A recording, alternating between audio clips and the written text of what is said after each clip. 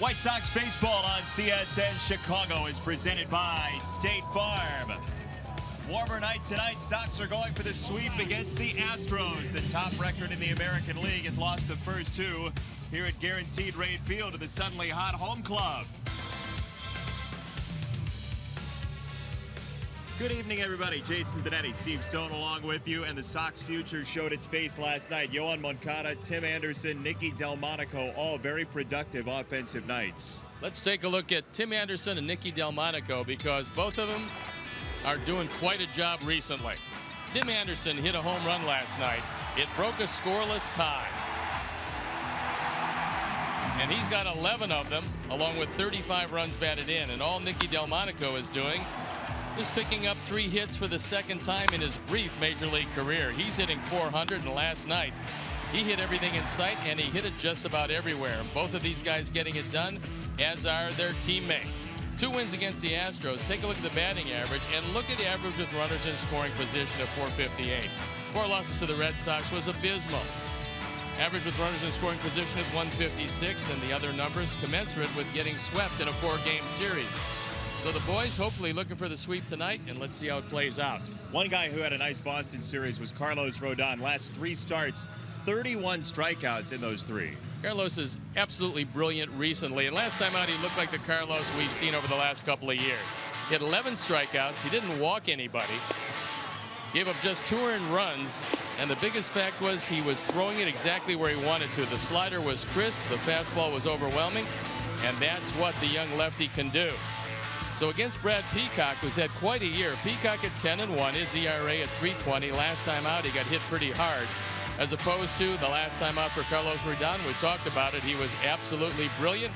Hopefully more of the same tonight as the Sox go for the sweep. Trying for 3 straight against the Astros. Adam Engel flashing the defense early in the series. The offense has shown its face as well with 15 runs in 2 games. Sox and Stros after this.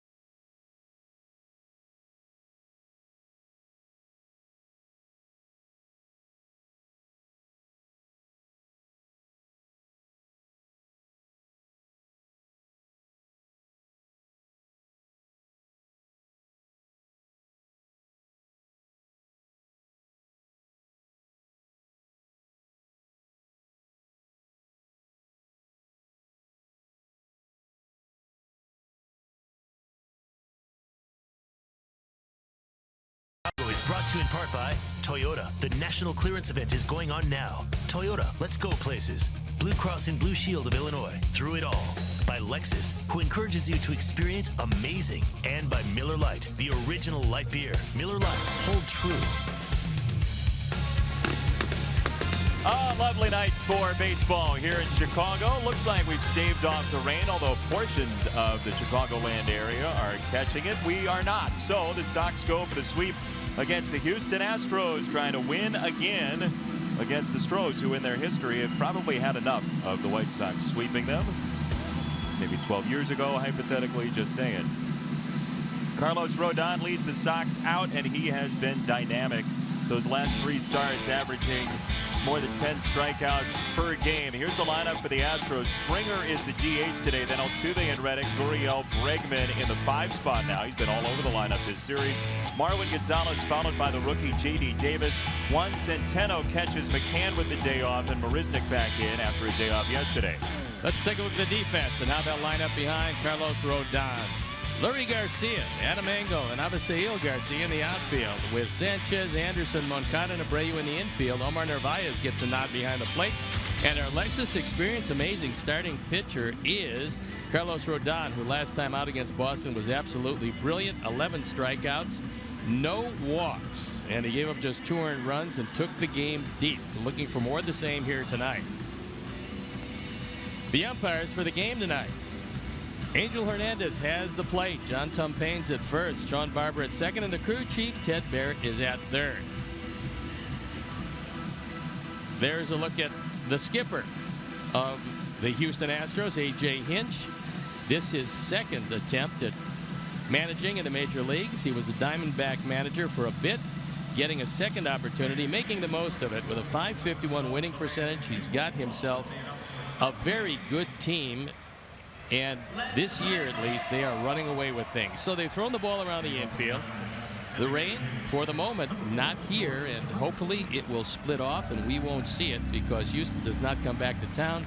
We don't want to take up an off day to make up a game with them. So we're ready to play baseball. I'm ready to turn it over to the irrepressible Jason Benetti. Steve, thank you, I think. Ready for a sweep here tonight as the Sox take on the Astros. It would be a 3rd sweep for the Sox against Houston in Chicago. First one was back in 1997. Most recent one was 2 years ago. First pitch fouled away, and we are off and running at 7:10 tonight in Chicago. One of the reasons probably why Springer is not playing the field is that he's coming back from a quad injury. He was just activated for this series.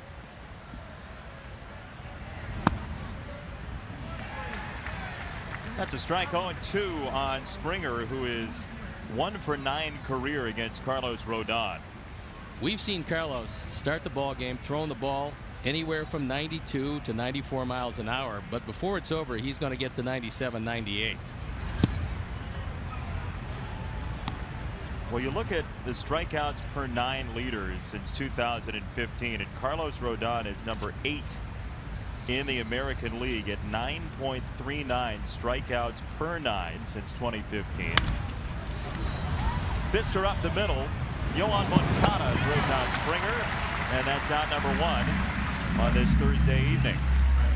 Yohan's favorite player and his idol is Robinson Cano. He named his son after Robinson Cano, and he also fields almost exactly like him.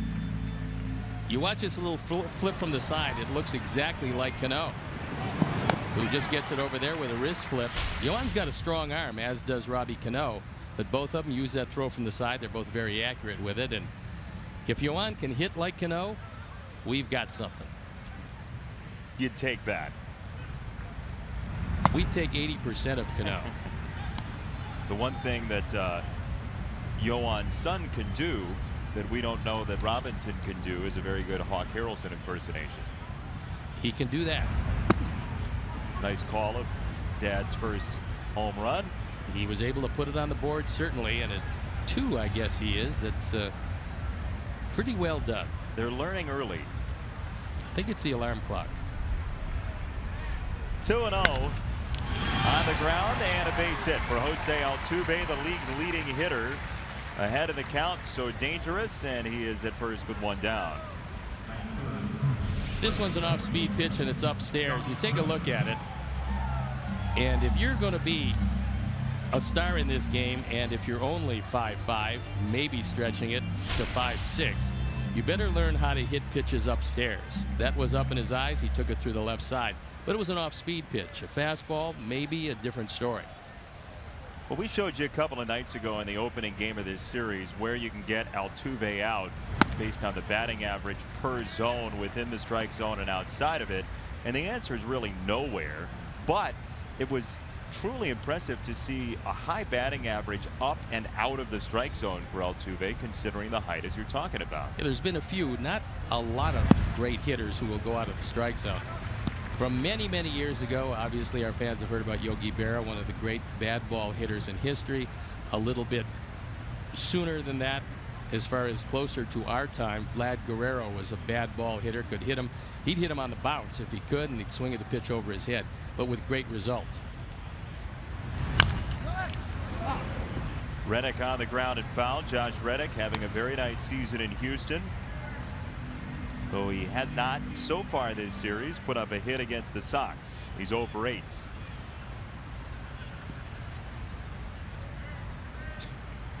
Well, you can take a look at Jose and Jose. One is just a touch taller. Strike 3, Carlos Rodon with his first strikeout tonight. It comes against the left-hander Reddick.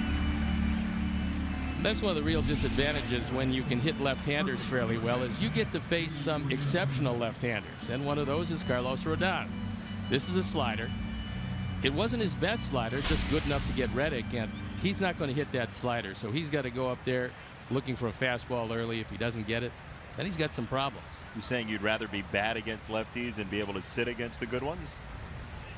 No, occasionally what happens is managers will do this to players who play just about every day, as Reddick does. They choose a real tough left-hander to give him his day off, but that's not the case with Reddick. He's facing a very tough left-hander. It's going to yield another strikeout or two.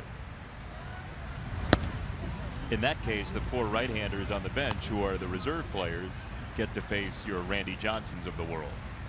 Well, or against a team with a big bullpen, I mean a great throwing bullpen, the right-handers will come in, and then they'll bring in the flame-throwing right-hander from the pen.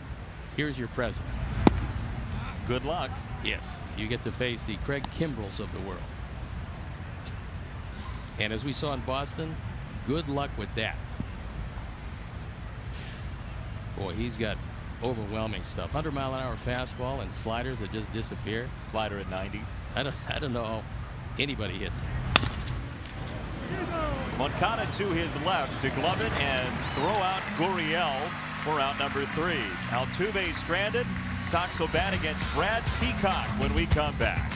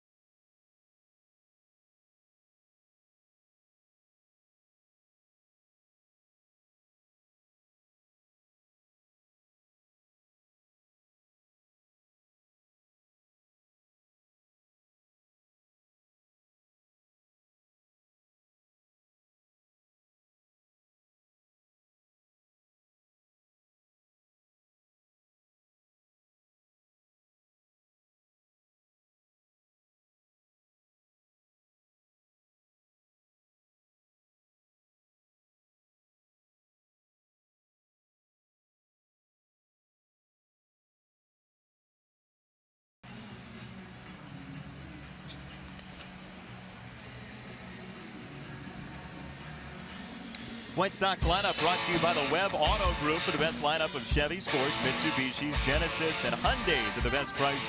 Go to webcars.com. Leary up top again. Moncada in the 2 spot. Abreu, Garcia, Nicky Delmonico 5. Then Sanchez and Anderson. Tim's hit the ball very well recently, and Narvaez and Engel 8 and 9. Let's take a look at the defense and how they'll line up behind Brad Peacock.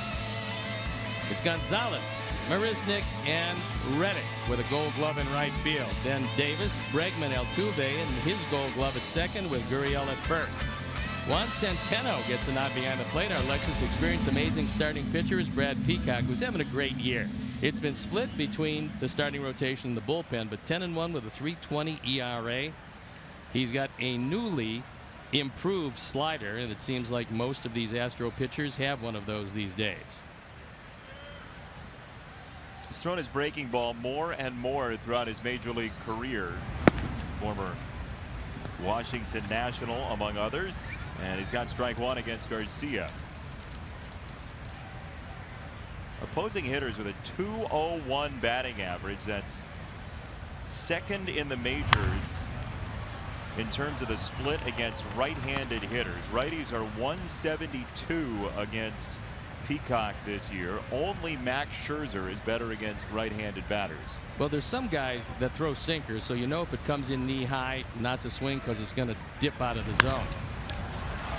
Garcia to left field. Gonzalez is there for round number 1.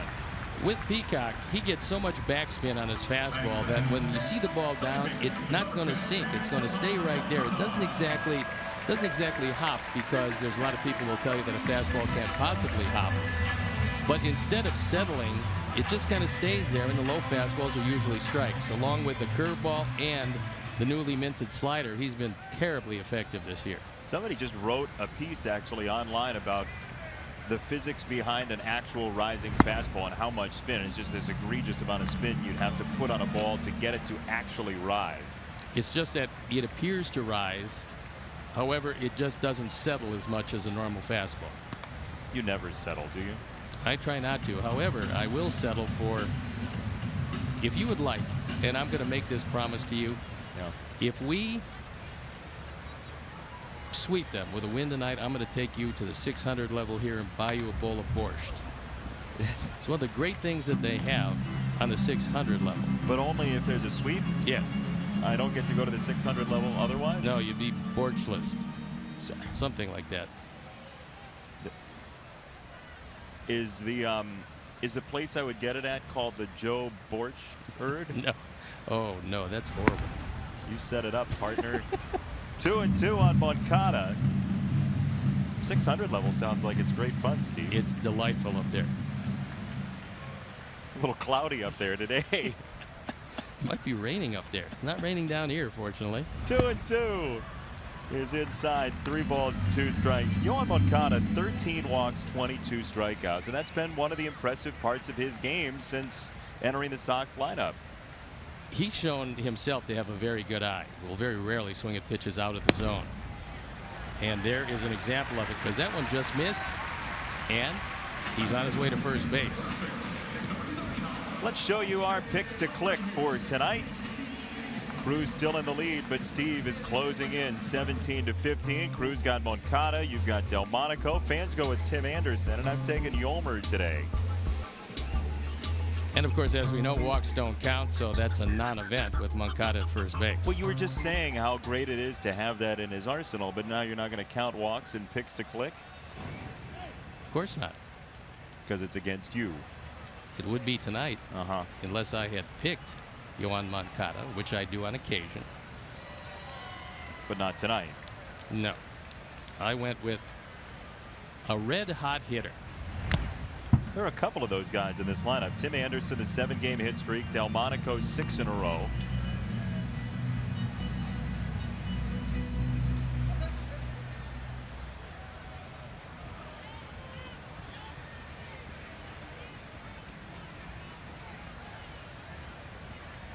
Got an update on Tim Anderson actually coming in the top of the 2nd inning from CSN insider Dan Hayes. He's brought some of his patio furniture into the booth.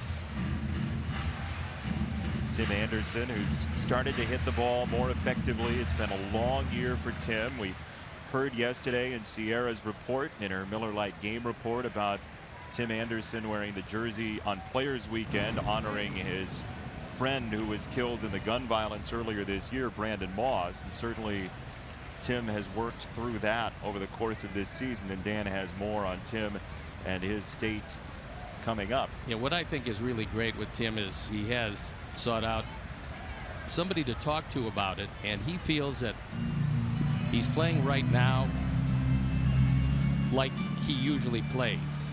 He said that obviously, and we saw the struggles. He said that's not him.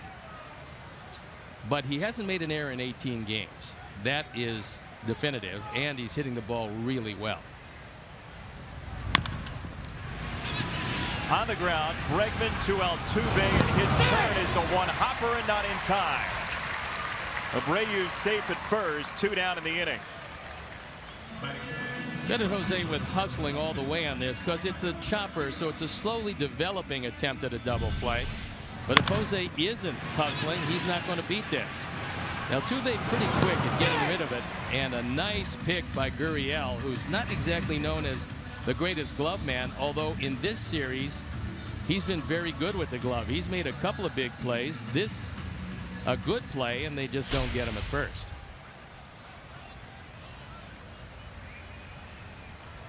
Things darkening up a touch. They certainly are. As we hit air tonight, it looked as though it might stay north as this one goes to short, and Bregman can't handle it with a bare hand. It's an infield single for Avi Garcia. The Sox have 2 on in the first. There's an example of what speed does for you, even when you're not running yet, because Bregman knew that Avi hustles down the line, and he knows it's a do or die bare hand and throw in the same motion. So you go down, you try to get it. If Avi didn't hustle the first, or if he didn't have the reputation of being one of the faster guys around, then he makes the play easily. But it was his speed before the fact that got him the base hit.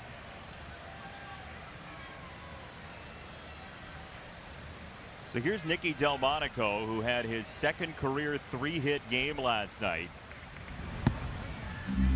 He takes a first pitch strike.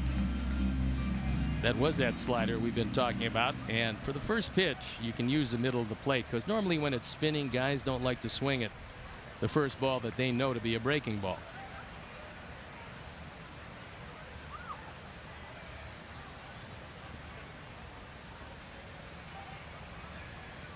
Six straight with a hit for Delmonico.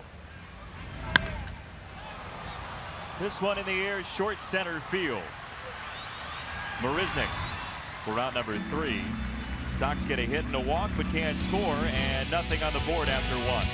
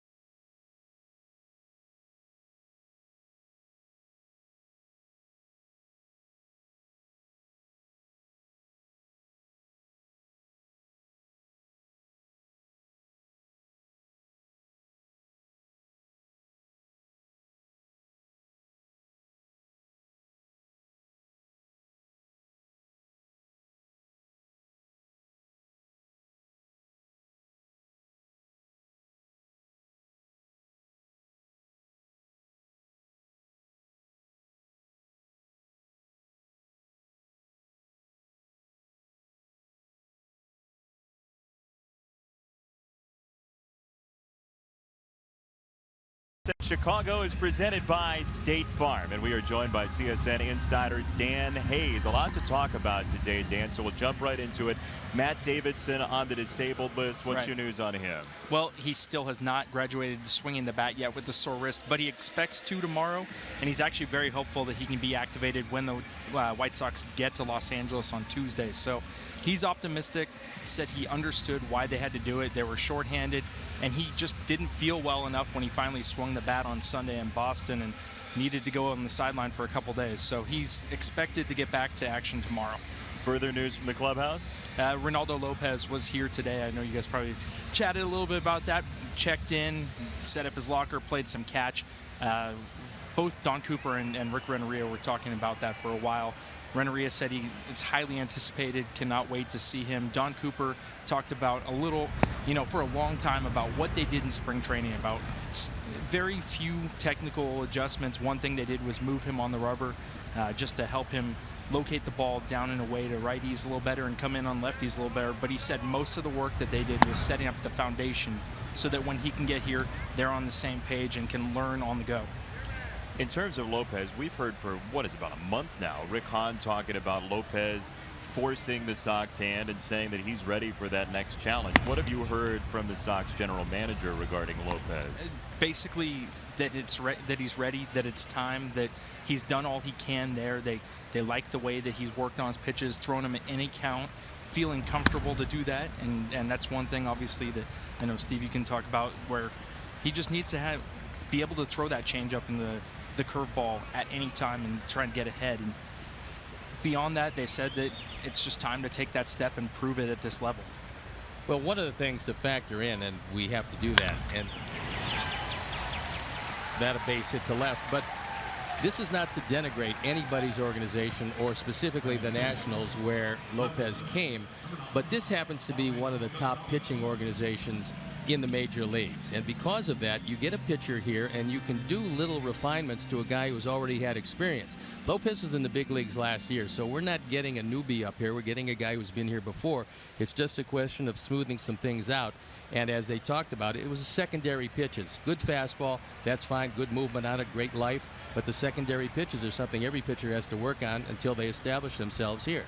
And he said, we talked to him Friday after he was named the minor league pitcher of the month in July, and he said, look, I feel like I'm ready. I've been working on this for a while. He said it's a little disappointing at times that I'm not up. Obviously, pitching 44 innings in the majors last year, he hoped that he'd be up at the start of the year.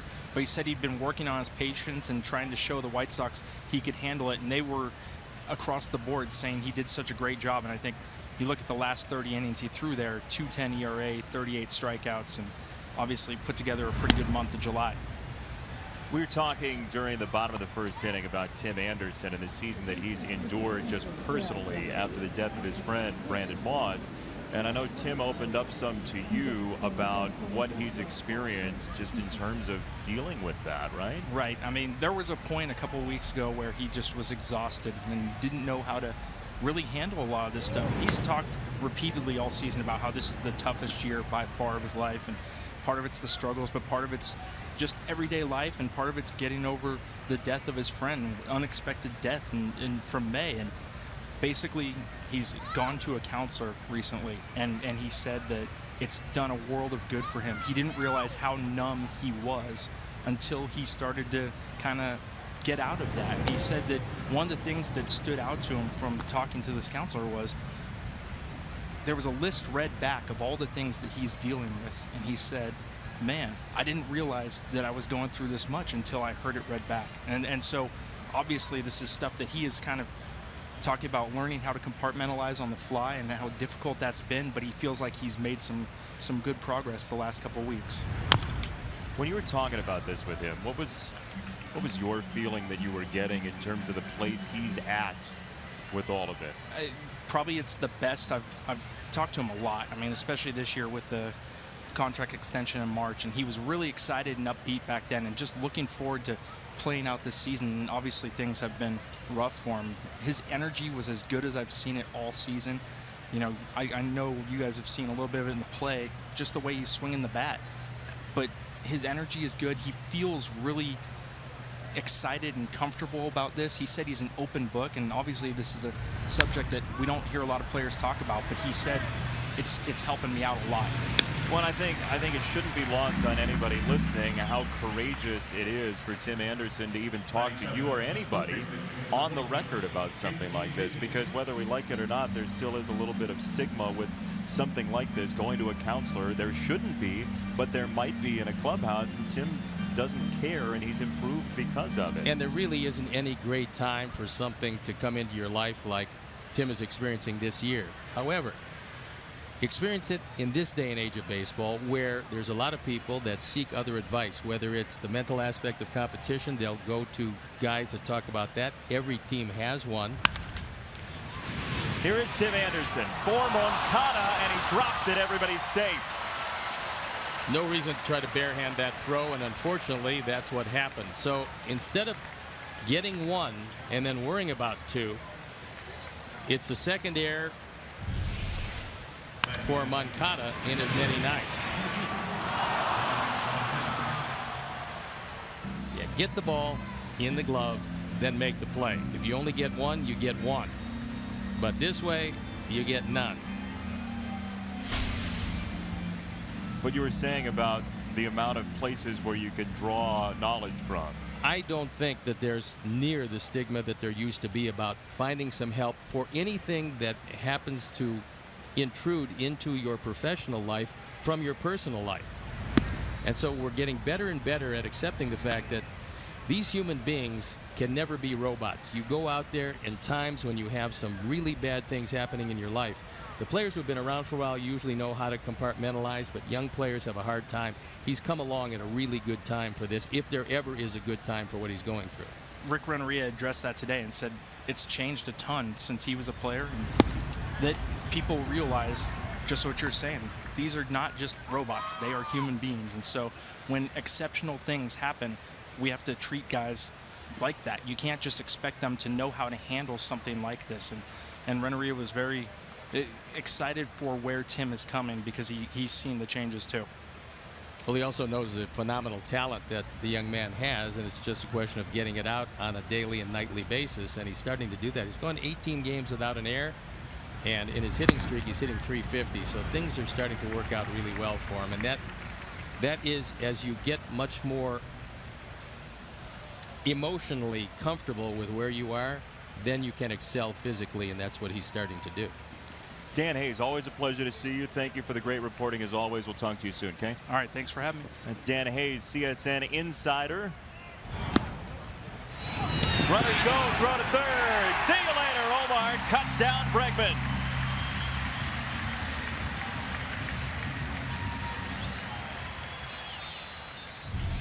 Pinpoint throw by Omar. And the out at third base, the call by the crew chief, Ted Barrett. The throw is right there. The tag also right there, clearly before the hand got the bag. So nice play by Omar. And now there's 2 outs.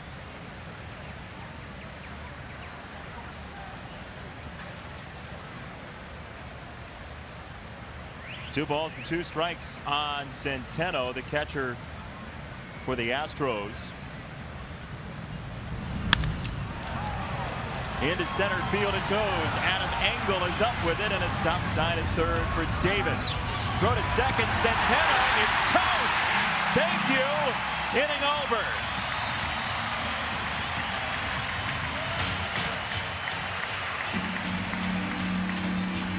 Centeno wants them to take a look at it, and when they do, they'll realize it was bad base running. Foot comes off the bag, it really doesn't matter.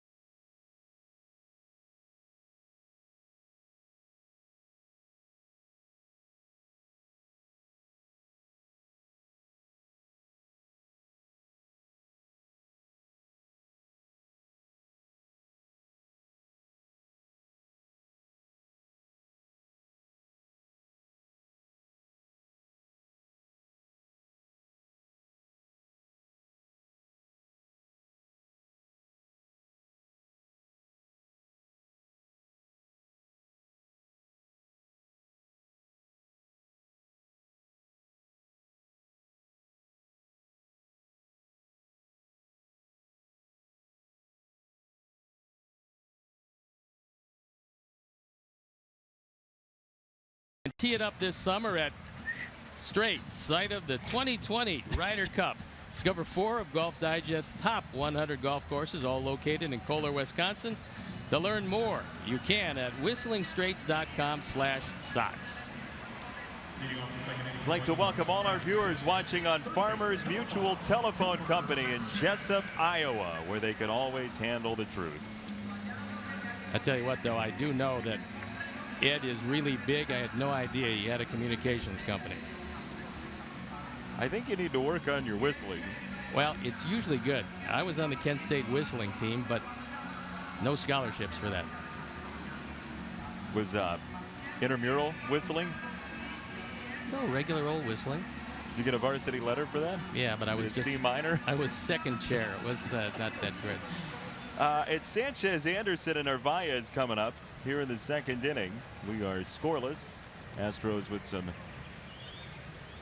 base running malfunctions in the top of the second inning. Some sketchy base running. Centeno, the base hit was good, but then decided to end the inning prematurely, which is to the Sox liking, certainly. 2 cut down on the base paths, and Carlos Rodon out of the inning without giving up a run.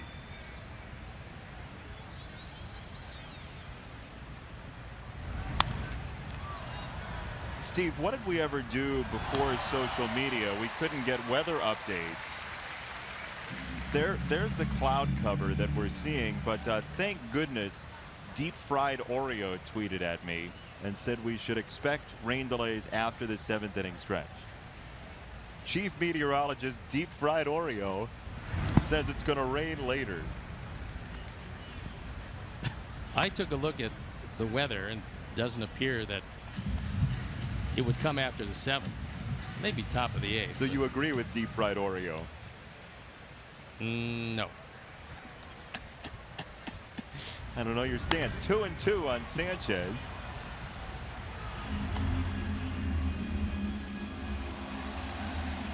I was talking to Kenny Williams before the game down on the field, and he's seen Yolmer Sanchez, previously Carlos, now Yolmer, for quite a while, and he says this is the most personality he's ever seen from Sanchez in a clubhouse, which I think speaks to Yolmer's comfort on the team as he flies out to Reddick for out number 1.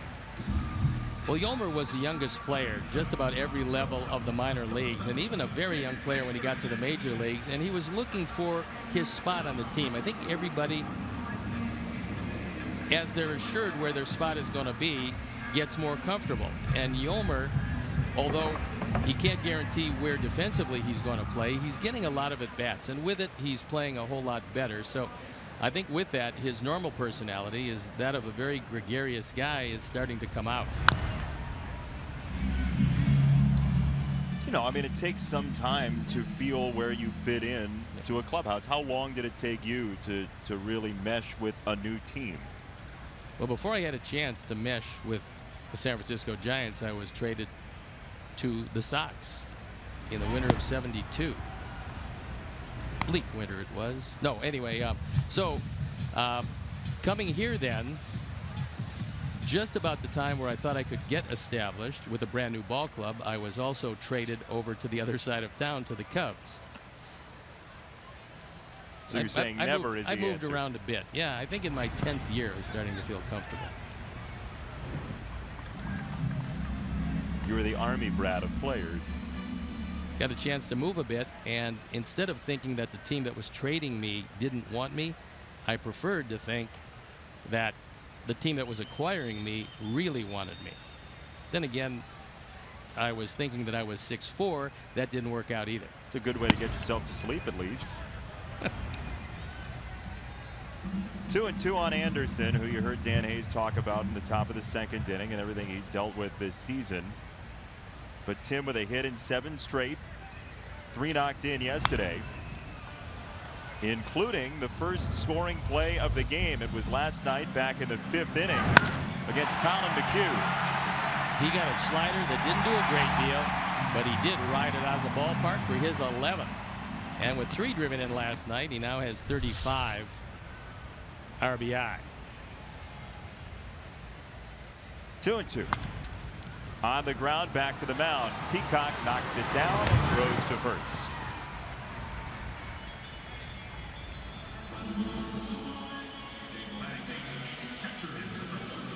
Mentioned the Sox swept the Astros in 2015. The first sweep of the Astros came back in 1997. Pitching matchup for that final game of the series was Shane Reynolds versus James Baldwin. Albert Bell had a double and drove in number 100 that day.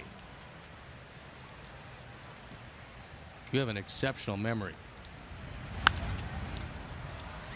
A little piece of baseball reference up in my brain.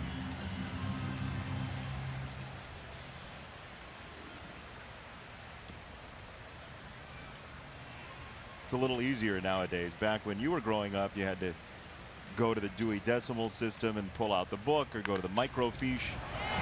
That's a base hit for Omar into the right field side. Reddick gets to it quickly, and Omar squeals the brakes at first. Two-out single. There's a few right fielders in baseball that you can run on if the ball is hit drastically to their left. But this is not one of them. Reddick gets the ball quickly. He's got a very good, but even more important, a very accurate arm, as Gurriel cannot dive quite high enough. But Reddick gets to the ball quickly, a 360 spin, and gets it there on the mark.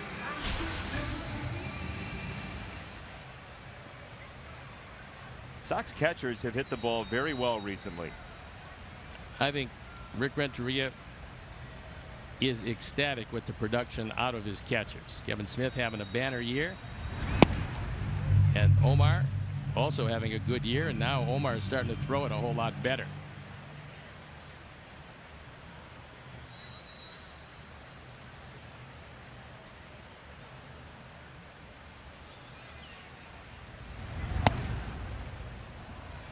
Two and 0 for Adam Engel. 2 for 7 in the series. Had a walk yesterday and a double. That pop-up double that the Astros surrounded but didn't catch. That is one of the ringing endorsements for team air. High into the sky. Centeno for out number 3. Narvaez stranded. Still no score early, as has been the case for much of this series.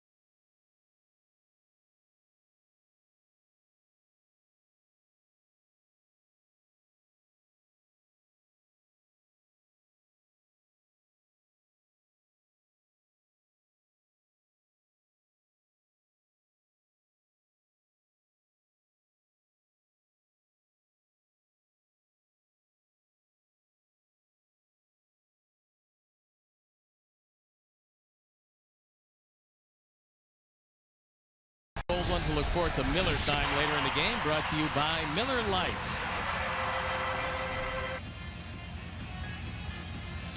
No score in the 3rd inning. Last night, these teams were scoreless through 4.5. In the opener, Sox scored early and ran away from the Astros 8-5. So Jake Marisnick, who had a couple of walks in the opener on Tuesday night, the only batter Carlos Rodon has yet to see.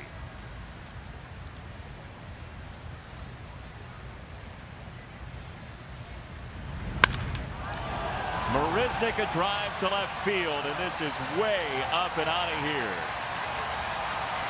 Onto the concourse almost. And the one area of concern for Carlos should be the fact that against hitters leading off an inning this year, he's given up an OPS of 1.171. That is 160 out of 164 qualified starters. And this one goes a mile. Our Ford home run replay, a no-doubter off the bat of Marisnick, his 14th. So a man known for his defense is hitting the ball out of the park with a certain amount of regularity.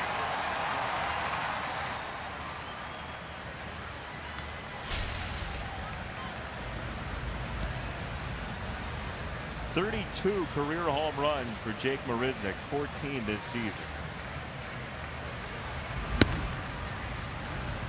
That's almost half.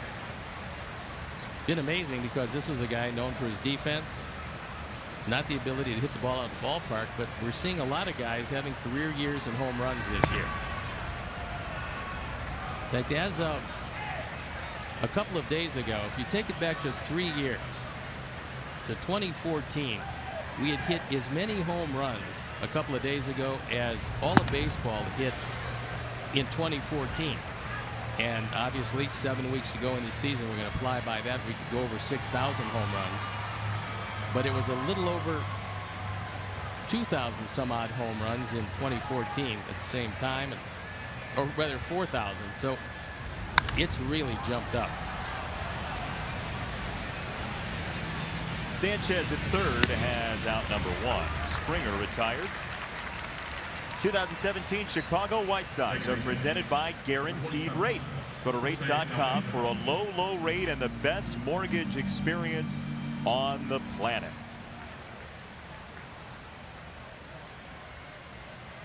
A hazy summer day. Second week of August. We were watching TV over dinner, and you look and there are like 7 football games tonight. That snuck up on us, didn't it? The season is getting longer and longer as we move along from sport to sport. Yeah, it's hard to believe that football is starting their first exhibition games tonight.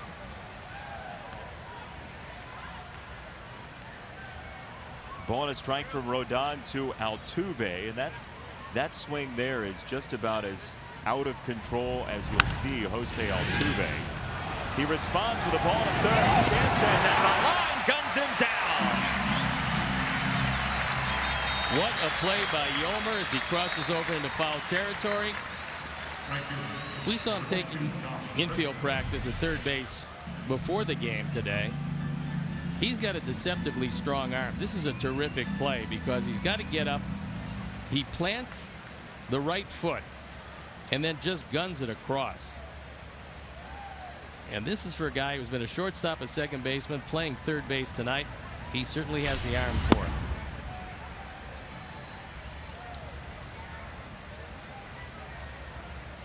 Yolmer Sanchez, brilliant no matter where you put him on the infield.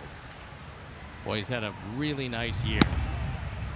So now Reddick, who we were talking about the other night in the context of Adam Engel and his defense in center field. Greg Sparks had Reddick a couple of years ago in Oakland, and Josh made a couple of nice catches out there in the outfield during spring training that Sparks was talking about. He said they rivaled the catch that Engel made a couple of nights ago in this ballpark. Defense has not been a Reddick problem. Into left field, and Garcia for out number 3. Marisnick the home run, but it could have been more, except Yolmer's at third. Altuve tried him. Yolmer won.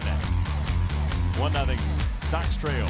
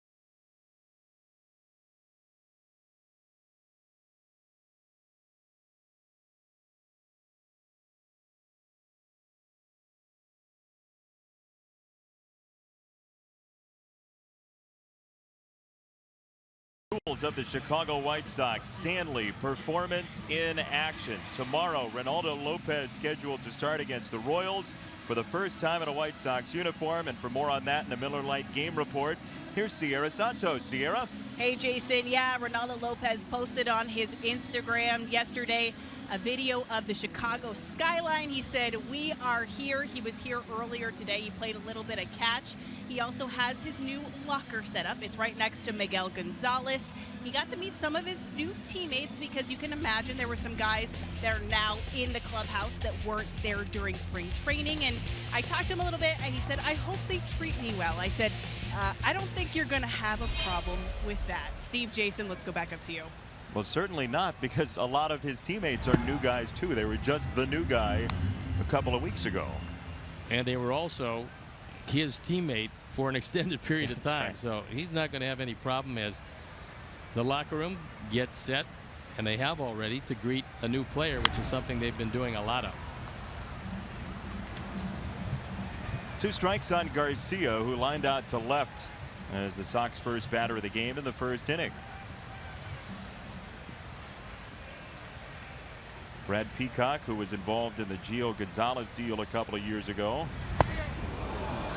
turns Larry Garcia inside out. 0-2 count and some high heat.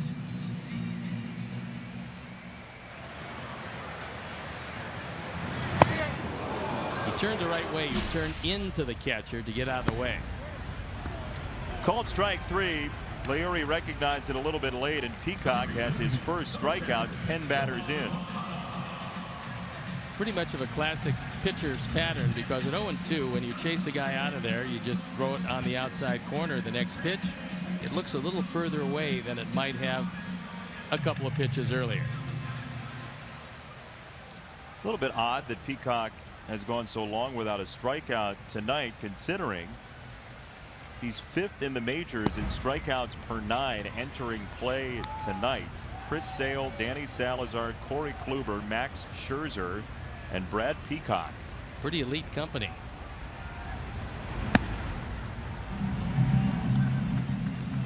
But that deal for Gio Gonzalez from Washington to Oakland, A.J. Cole, Tommy Milone, Derek Norris, who's bounced around some, the catcher, but Cole ended up back with the Nationals, and Tommy Milone has been one of the journeymen of the 2010s. There you look at the numbers on Brad Peacock. Only had 11 wins before this year. He's having a huge year. Was originally a shortstop. That's how Washington drafted him in 2006. But probably, like so many before him, the curve and the slider probably necessitated his shift to the mound. Left it up. Moncada flies it to center, and Marisnick is there for round number 2. Join us Saturday, August 12th. That's this Saturday as the Sox take on the Royals. 6:10 p.m. First 15,000 in attendance. Get a specially designed cap that brings the White Sox and the iconic Chicago flag together. Visit whitesox.com to get your tickets today. We previewed that baseball cap, and it is a beauty. And tonight, you get a shirt, free T-shirt Thursdays. And there they are.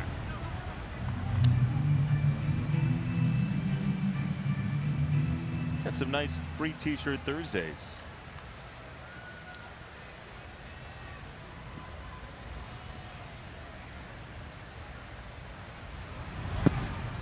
Ball and a strike on Abreu, who grounded into a fielder's choice back in the first.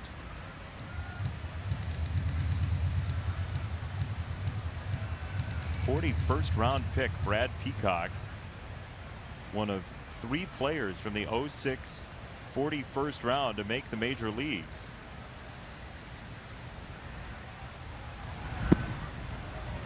Another breaking ball, 1-2. 2 good sliders, both of them in perfect spots. You see the tight spin. Jose, to his eye, recognizes a fastball, but then you go to get it, it moves out of the zone. 1-2. On the ground, third base side, Davis for round number 3. First 1-2-3 inning tonight for Brad Peacock. 1-0 Astros after 3.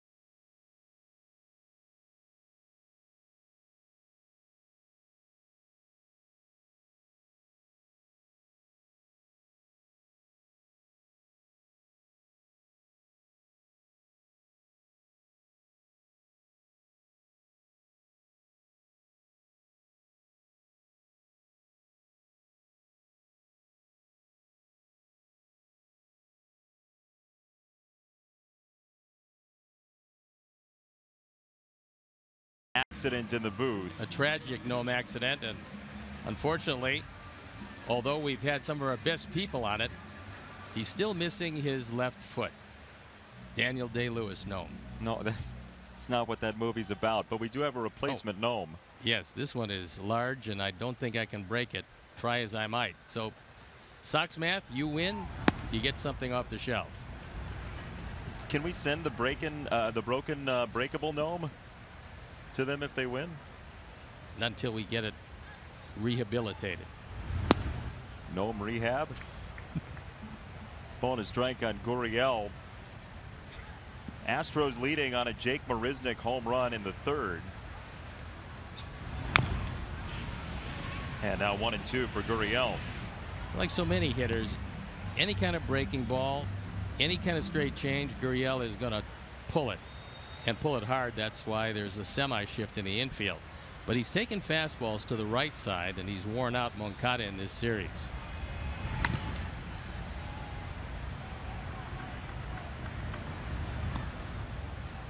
Second season in the majors for Gurriel.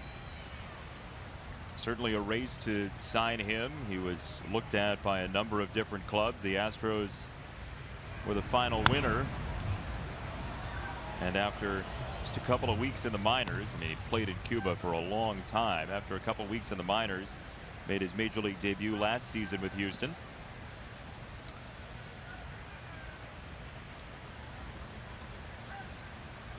One and two from Rodon.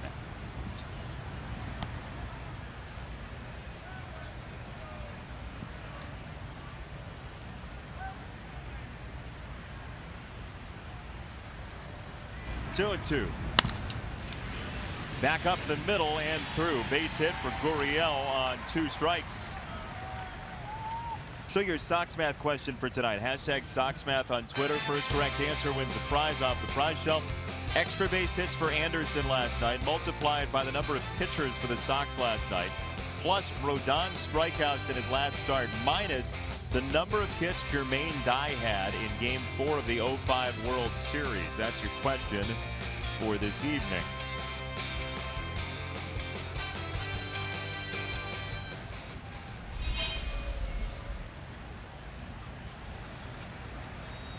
Here's Alex Bregman, who has 10 straight games with an extra base hit. That's tied for the Astros team record with Richard Hidalgo from back in September of 2000. And with 2 outs in the 9th inning last night, Bregman took it down the line and got his double, which extended that streak. In the air left field. Anderson just in foul territory for out number 1. That's a guy in his second season in the majors, Alex Bregman.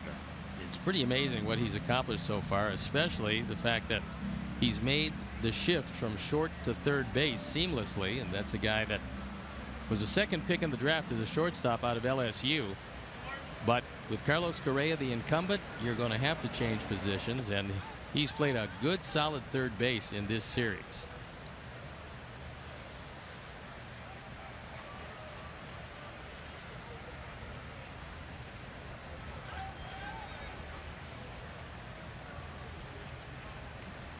Rodon against Marwin Gonzalez for strike 1. Talk about a guy who can change positions. Outfield, infield for Marwin Gonzalez, and a career year offensively with those 20 home runs. A.J. Hinch knows that he can put Marwin just about anywhere, and he's going to give you a pretty good defensive effort. But he's been a star with the bat this year. You're saying wherever you put him, he's at least one Marwin above replacement? True. No. 3 Marwins above replacement. Ball and a strike on Gonzalez. Double play in order here with Gurriel at first. He's 5 for 10 in the series.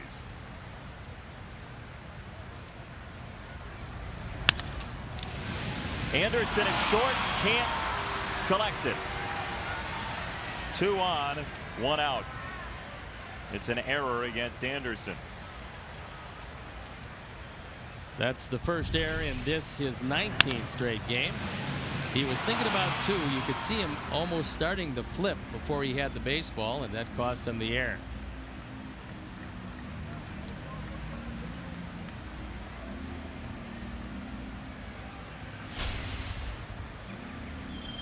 So Anderson and Moncada with an error in tonight's game, and we'll see if Rodon can pitch over it.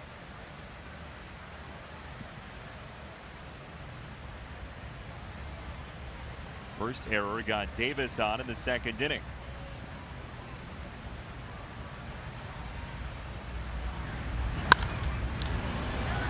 Laser foul.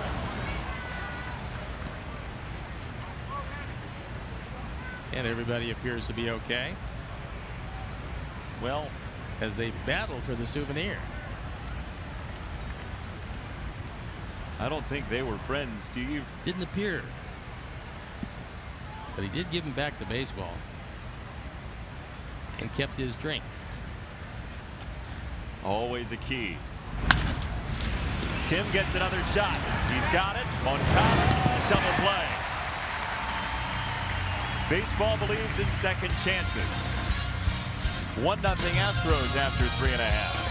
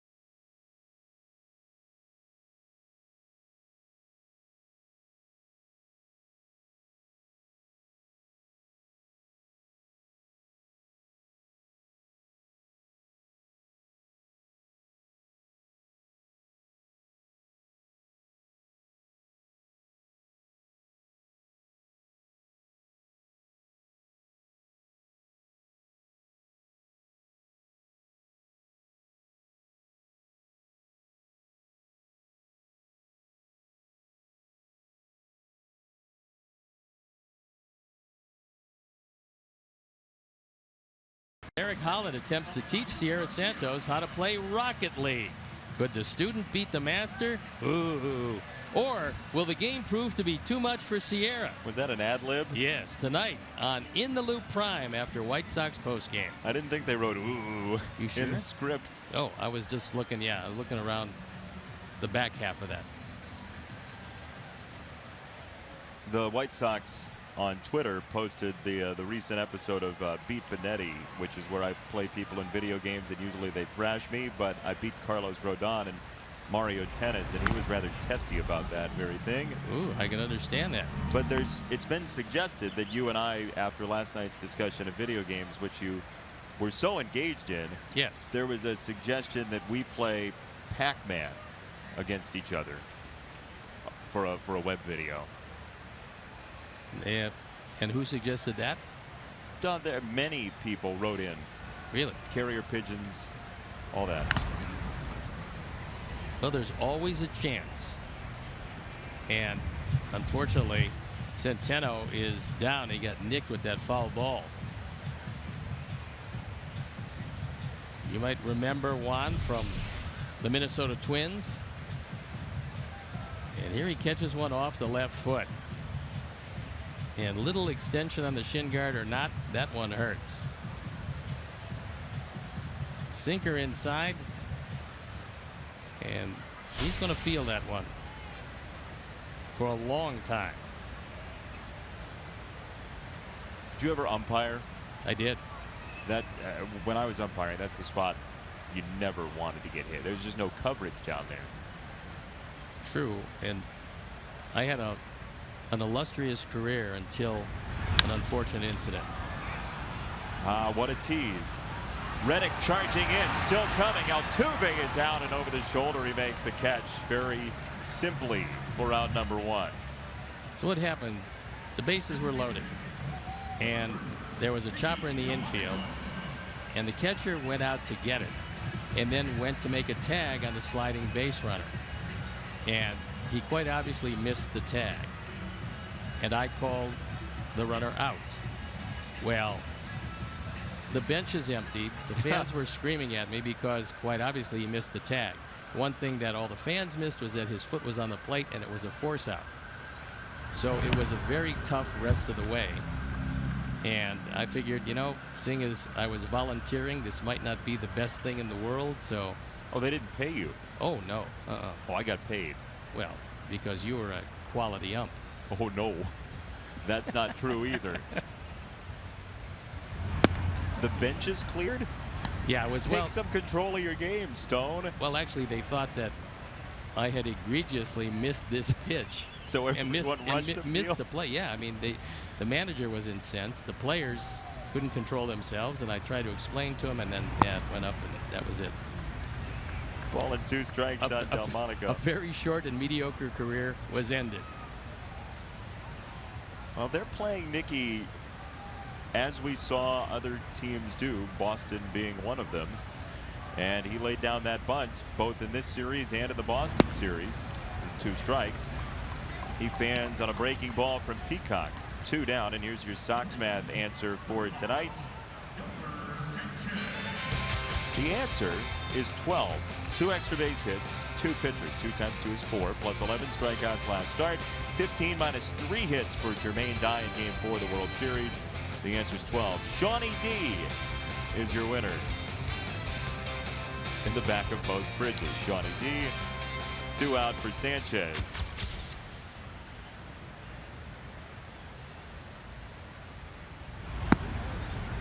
There's a strike for Yolmer Sanchez. A lot of Sox fans are reminiscing about the 05 World Series, as we tend to do when Houston's in town.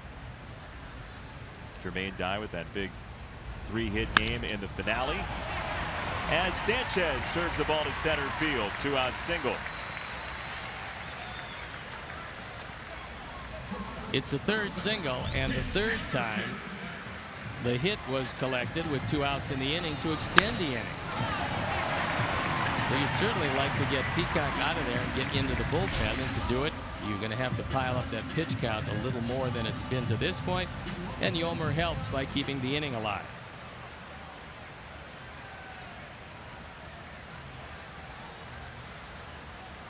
Leaves it for Tim Anderson. You know, when you're talking about that 05 World Series, you can't forget about Jeff Blum, who had the big home run in the 14th inning of game number 3. And there he is, lo and behold, doing TV for the Astros, the color analyst for Todd Callis of the Houston TV booth. Unforgettable swing for Jeff Blum back in 2005.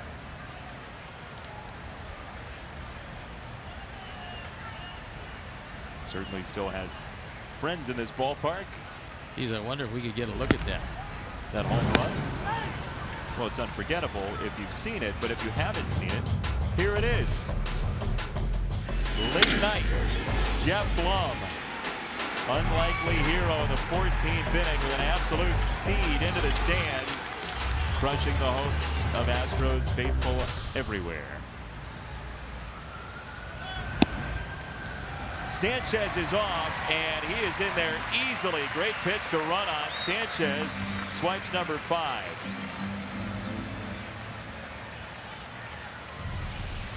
No chance at all for Centeno. He tries to drop to one knee and get the throw off, but can't control the baseball as Yolmer stealing one easily.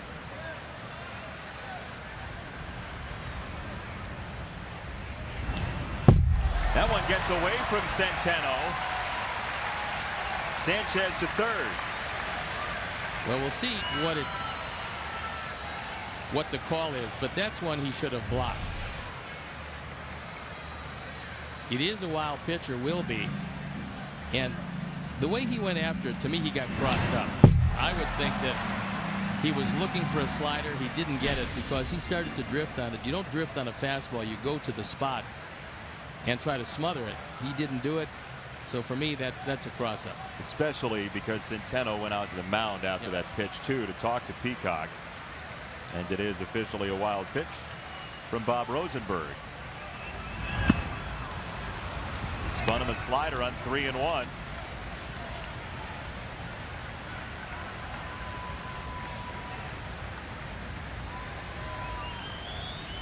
You'd love to keep this inning alive to get a left-hand hitter up there, because the left-hand hitters have done a nice job against Peacock this year. Strike 3, inning over, 2 strikeouts in the inning for 29-year-old Brad Peacock. 1-0 Astros.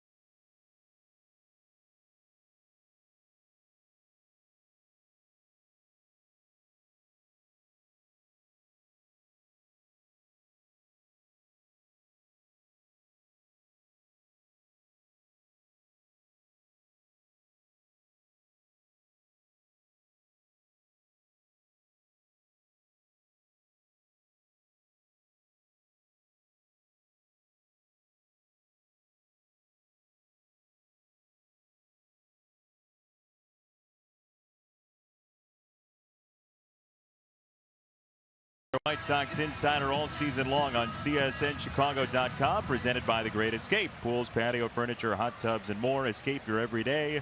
Shop The Great Escape. And if you liked that shot of the field from above, You liked a shot from Mike Meyer, our birthday boy, the cameraman, up here in the booth. Happy birthday, Mike, who shares a birthday with both Herbert Hoover and Brooks Boyer's son, Quinn.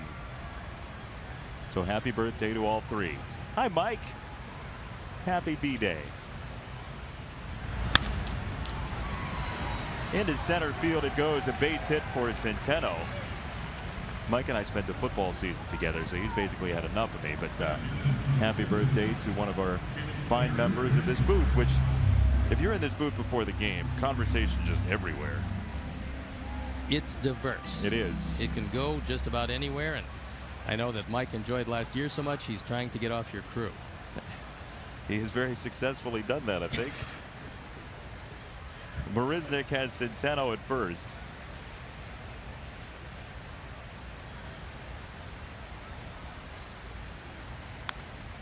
I think Mike knows more about Moore than anybody I've ever met. Mike, what do you think of the Franco-Prussian War? It was a good war. He's got something. It was a decent war, as wars go. That was Julio. He just said the Franco one. Was that Julio Franco that was leading the charge? Yeah, it was his rookie season. One strike pitch to Marisnick. That ball's launched again to left field and foul. If that looked somewhat familiar, roll it back to the third inning in your mind, and this is what he did. He was leading off an inning, and 4 straight innings the leadoff hitter has reached base with a base hit. This was a bomb. They guesstimated it at 420. It appears to have gone a lot farther than that, and that was his 14th.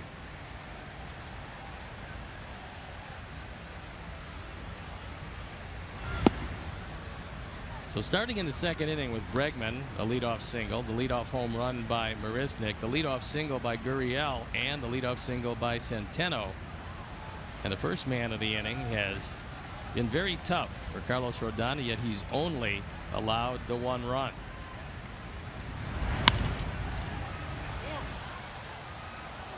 Well, Marisnick, of everybody, has been on Carlos, I think maybe more than the rest of the 8 in this lineup.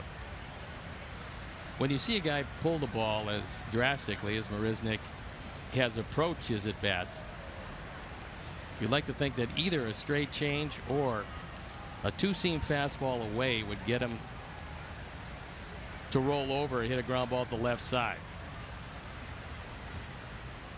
Let's see what Omar wants and the location he wants it.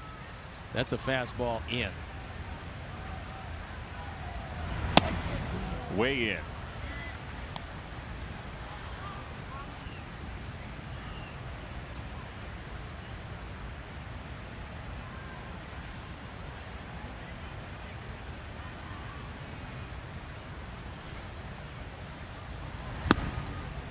Outside, 3 balls and 2 strikes on Marisnick.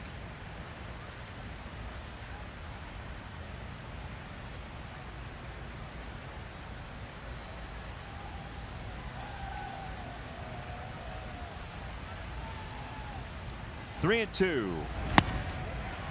And a swing and a miss for strike 3. Second strikeout for Carlos Rodon against the team that strikes out the least in Major League Baseball. And if you look at where Carlos gets most of his strikeouts, it's not there. It's low and in to right-handers and low and away to left-handers, predominantly, substantially so. Well, really what that's called is glove side strong, which is unusual because most pitchers are arm side strong, which would mean he was better at keeping the ball into left-handers and away to righties, but that's not the case, especially with that great slider he's got. Here's a look at strike 3 to Marisnick. This is a high fastball. It was on the outer third, and he threw it by him.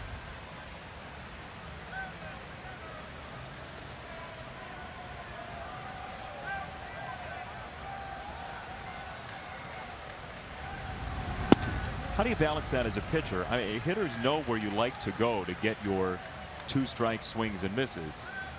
Well, if you have the wipeout slider that Carlos has, then it really doesn't matter. They can know where it's going to go, but the pitch is so good that they really can't deal with it. And when he gets you 2 strikes, he's going to wipe you out with a hard slider low and in if you're right-handed. As he tried to do there, and he hit him. Springer to first, Centeno off to second.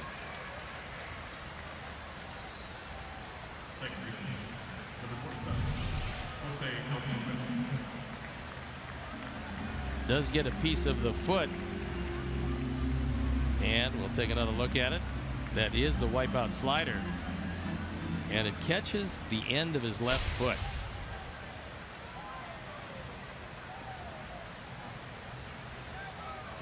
Two on, 1 out for Altuve. Not exactly the optimal way to face him.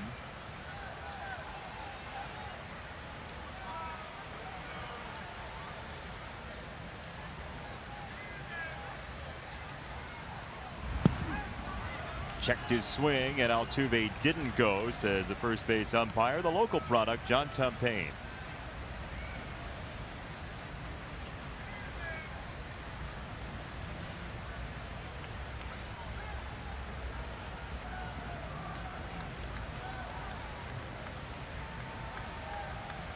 Sox turned to double play last inning.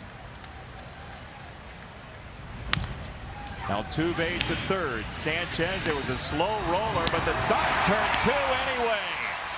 Sanchez threw Moncada to Abreu, and that's it for the Astros in the 5th inning. Back-to-back inning-ending double plays. This one of the top hitter in baseball, still 1-0.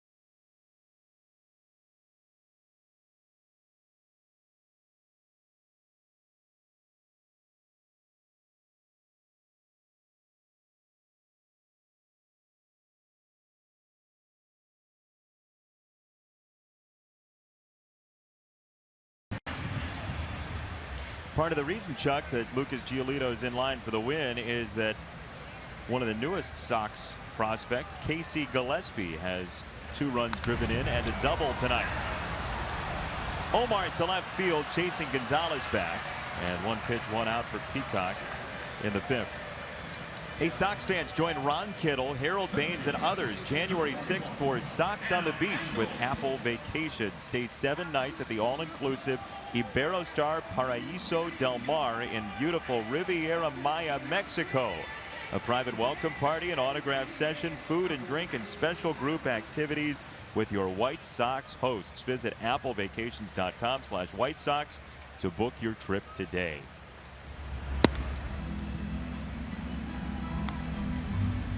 Good fastball right on the outside corner.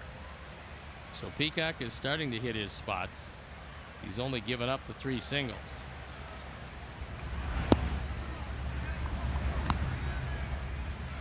If you've noticed, Adam Engel has from week to week kind of changed his hand position. He had his hands, you talked about it before, when he first started out here in the majors, his hands were significantly out more in front of him, and that's something that Todd Steverson has worked with him on to try and make his stance more repeatable as Davis throws him out for route number 2. Something that Steverson suggested to him, and Engel, watching the video, said, let's go ahead and do it. So they're just trying to get him to have less of a load in his hands going back to where he wants to be, swinging through the strike zone. You can't really have too many moving parts. You would just as soon keep your hands as quiet as possible. There are some hitters that get a lot of movement, but unless they're just exceptional hitters, a lot of movement usually goes hand in hand with a lower batting average. Simplicity is the key. Whether it's a pitcher or a hitter, it's the same thing. You want a repeatable motion. You want to keep it as simple as possible. And hitters or pitchers with a lot of moving parts have too many things that can go wrong to make it effective. Garcia to right field with some run to it all the way toward the warning track, and Leury Garcia hooks it to second base with a 2-out double. So the 4th hit of the night, they've all come with 2 outs, which is good for keeping the inning alive, but not great for fairly substantial rallies, as Leury takes it into right field, and realizing that Reddick was way off the line, he coasted to second base. Nice job of sliding to the ball by Josh Reddick, and Leury has to stay at second.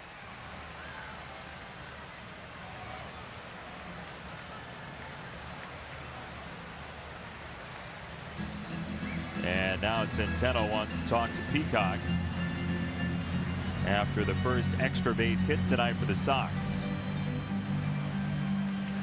Sox trying to sweep the Astros before Kansas City comes in. The Royals, who are in St. Louis tonight, bottom 6, tied at 3.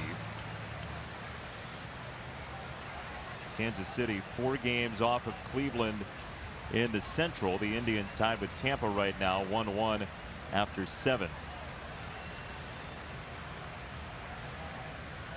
Minnesota is 4.5 back in the Central. The Twins are up 6-2 on Milwaukee tonight. Left-hand hitters against Peacock have a well-hit average of 321. That is close to the bottom. That's 108 out of 110 qualified starting pitchers. So the left-handers have a huge advantage against them. And they also have 3 of the 4 hits tonight. And the only walk tonight.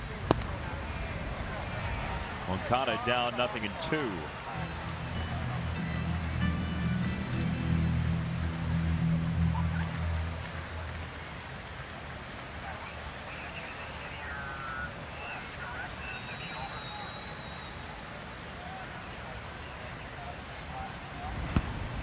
He lays off, 1 ball, 2 strikes.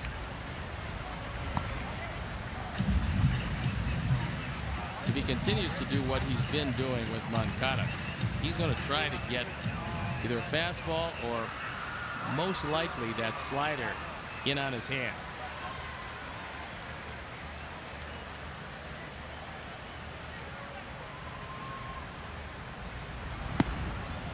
That one left outside, 2 balls, 2 strikes.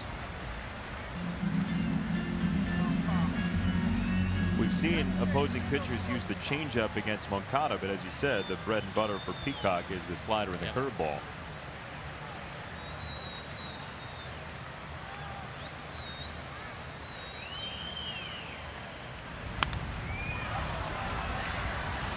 He went to a straight change that time, and Yuan was able to foul it off. Centeno might not have liked the location of that one.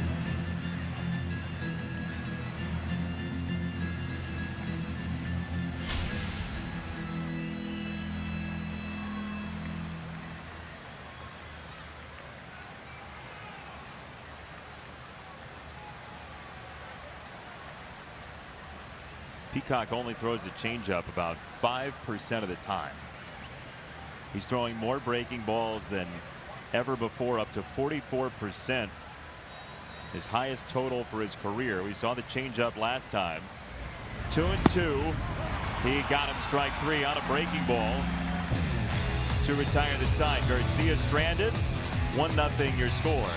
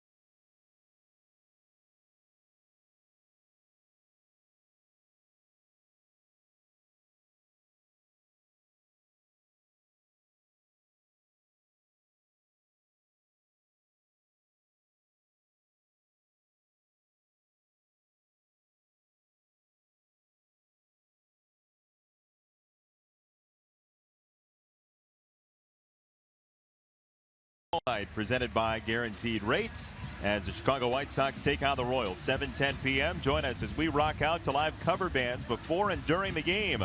Plus, be sure to stay for the post-game fireworks show. To purchase tickets, visit whitesox.com. One of those cover bands, Steve Stone and General Soreness, will be playing in the 7th inning on the 600 level. It's very entertaining up there, by the way. I know you make sport of it, but it's a good spot for you. The 600 level? Absolutely.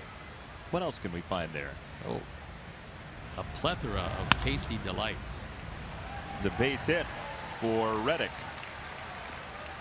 to lead off the 6th. We were talking about some of those catches that Reddick made that Greg Sparks was comparing to the Adam Engel grab 2 nights ago. This is back-to-back at-bats against Michael Morris in 2014 in Scottsdale. This first one, he climbs the fence and gets the extra traction, as we saw Engel have. So that's number 1. The next Michael Morris at bat, he tries the same part of the park, and Reddick does something very similar. It's pretty amazing. Those are 2 great catches. Down the left field line for Gurriel, and foul. I mean, think about it. You're Michael Morris. You've been around the block. You've made a couple of different teams recently. You're trying to make the Giants, and you hit 2 balls that could very easily have gone out of the ballpark in February of spring training, and you get nothing for it because of that guy. Well, the only way you can live with that is to convince yourself that spring training doesn't matter very much, but if you're trying to make a team, it certainly does, and he's 0 for 2 to show for it. Pretty amazing. 5 straight innings, a leadoff base hit, and they only have 6 for the game. 7 for the game.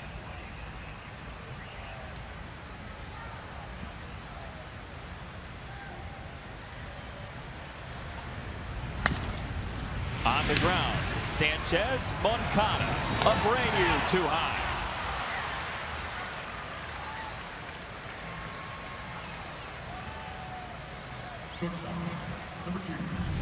This was one, if Yuan had the time, he might have thought of going over the top with his throw, because sidearm, you have a tendency to get under the throw, as he does here. When you get under the ball, you don't keep your fingers on top.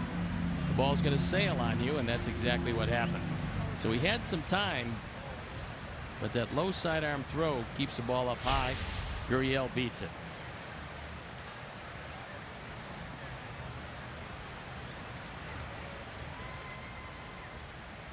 He's at first for Bregman, who singled to left field in the second, then was caught stealing by Narvaez.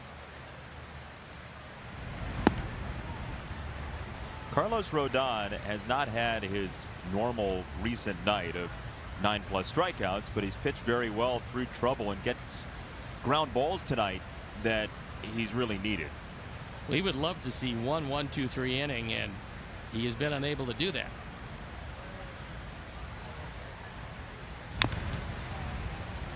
But even with struggles with the first hitter he's facing, he's kept the pitches to a minimum. It's only 78 pitches. We're here with an out into the 6th inning. And there you look at the numbers. You can get away with the 7 hits in 5 1/3 if you don't walk anybody, and he hasn't. And that's 2 starts in a row now where he has not walked anybody.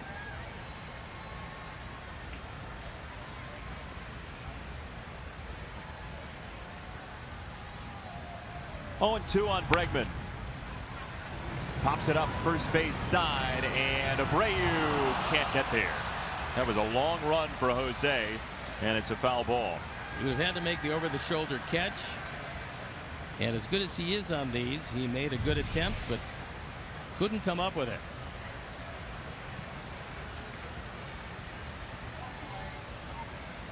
And wisely, Bob Rosenberg says no play.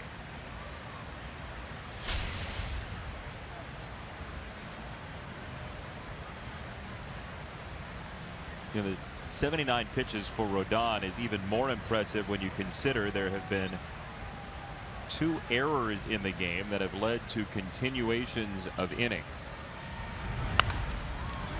Well, one error came in an inning where the Astros decided they would run themselves out of the inning.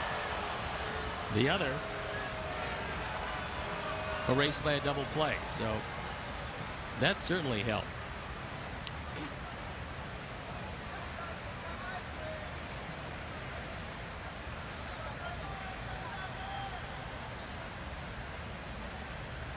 Two strikes on Bregman.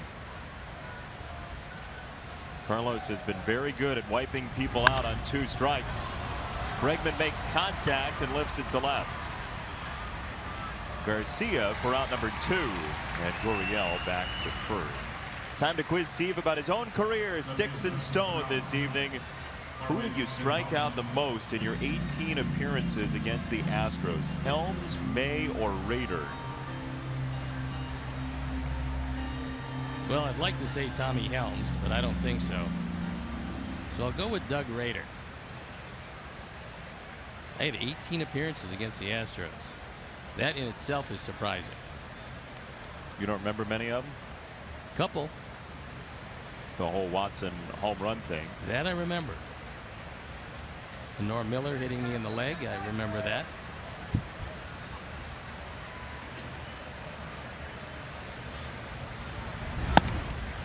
When you look into the franchise history, there's some surprising names on the all-time games played list for the Astros. Guys, Enos Cabell.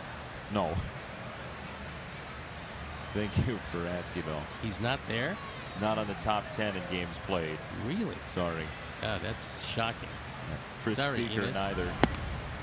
2 balls and no strikes on Gonzalez. Biggio's 1, Bagwell's 2, Jose Cruz, Lance Berkman, Doug Rader's 10th, Brad Ausmus is 9th.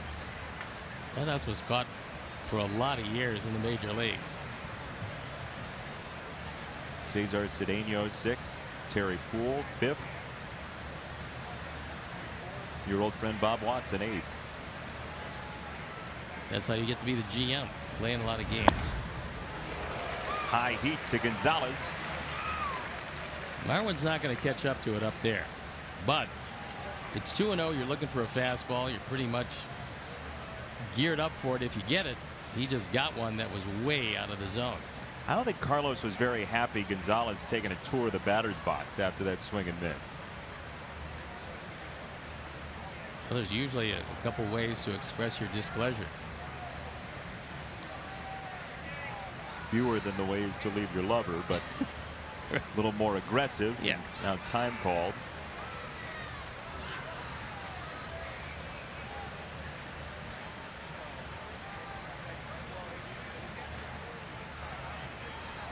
2 balls and a strike. Into right center it goes. All the way to the wall. Gurriel comes home, and the Astros on the double from Marwin Gonzalez double their lead.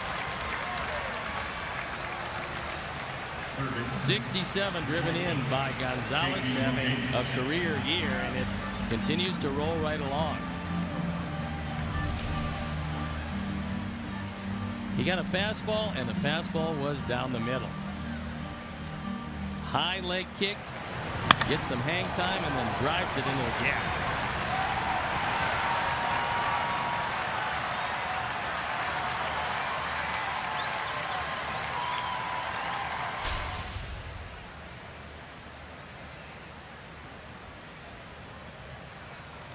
Two-out hit for Gonzalez. Brad Peacock propped up with another run of support, and he has been Mr. Run Support this year. This is a rare start when the offense hasn't revved the engine for Peacock.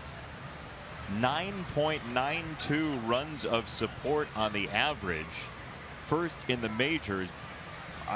That is just a gargantuan number. Reminiscent of Rick Porcello winning his Cy Young Award, getting 7.5 runs per start. So if you're getting that kind of offensive support and you have any kind of a year at all, you're going to pile it up in the win column.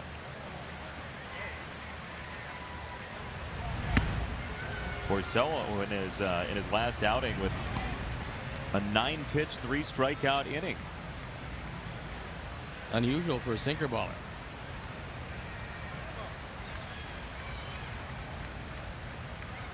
Strike one to Davis, who's 1 for 9 so far in his stint in the major leagues.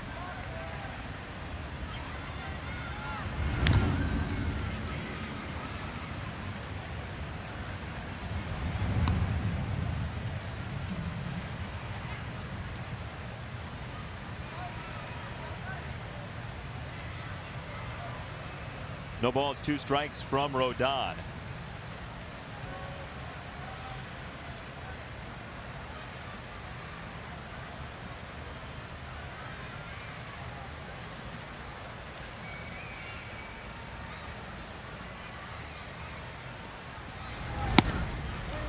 Strike 3 call. Davis couldn't pull the trigger, and Carlos ends the inning with a strikeout for the first time tonight. His 3rd punch out, but the Astros lead 2-0.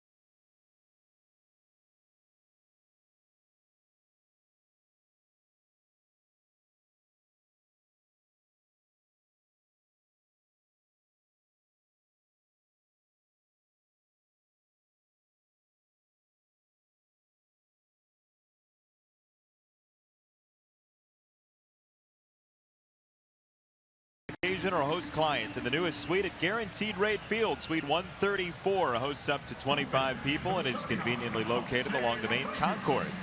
Experience the game from this unique new perspective. For more information, visit whitesox.com/group or call 312-674-1000 today.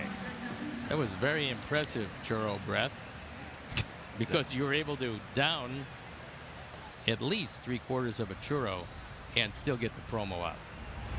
It's very kind of you. I mean, there's still a little bit left. Molly has brought up a regular churro and a chocolate churro today. That appears to be the chocolate churro to the untrained eye. You would have an untrained churro eye? Yes. I have to say, this is my favorite thing in the ballpark, the churro. It's what I grew up on, right? We never spent the money to have the filling. We just always a regular churro Couldn't family. afford the filling? Yeah. There you go. Look at that.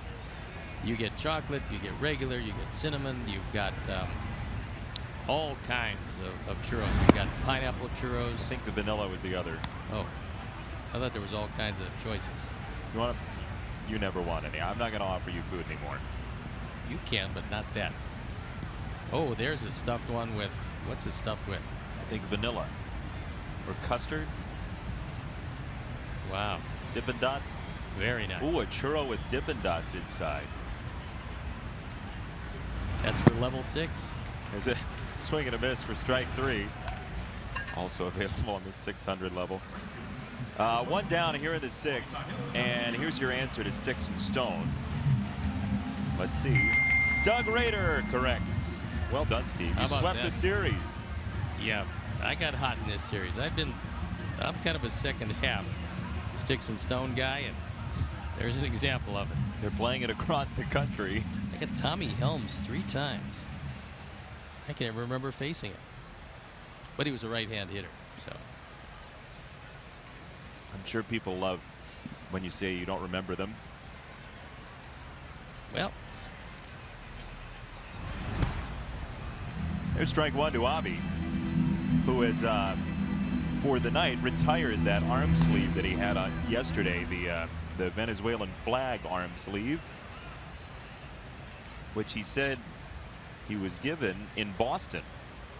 One of the workers at Fenway Park, somebody in the clubhouse, I think it was, said, hey, we've got these available. Do you want one? And Avi, certainly with everything going on in his home country and his mother still living back there, decided to show it off in solidarity with his homeland. And he said he's working on getting the arm sleeves for his teammates as well, guys like Narvaez and Sanchez.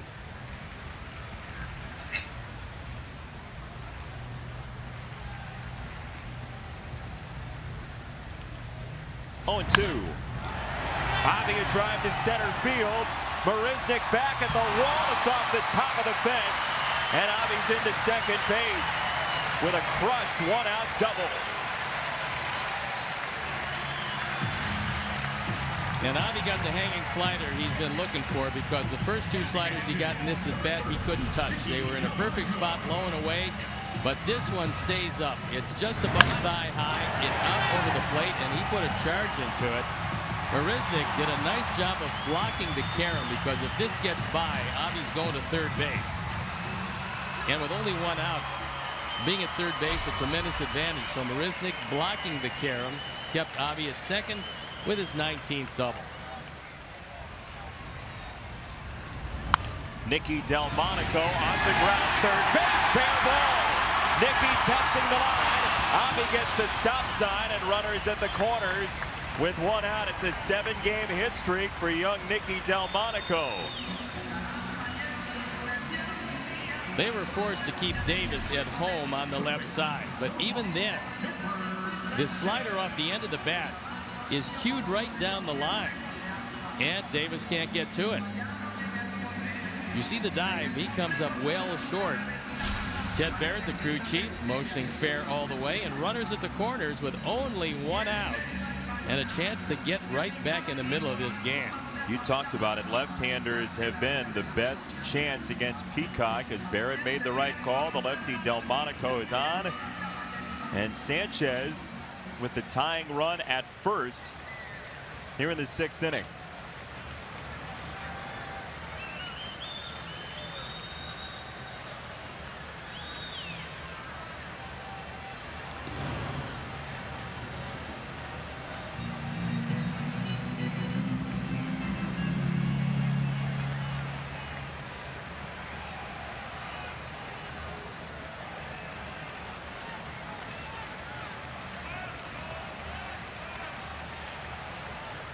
Brad Peacock in some trouble here in the 6th. Sanchez shanks it foul.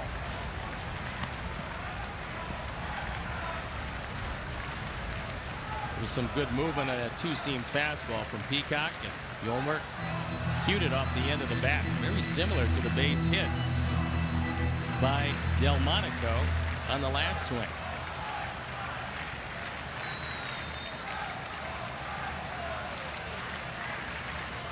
Oh, 1. On the ground, second base. Altuve feeds second. Bregman too late. Sox get a run. 2-1 RBI for Sanchez.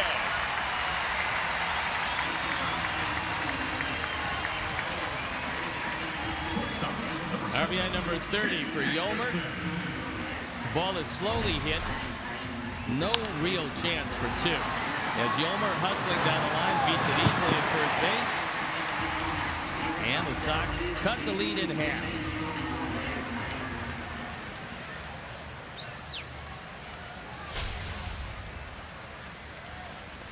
Runner at third, 1 out. Sox get the run they wanted at the very least, and now Anderson takes ball 1.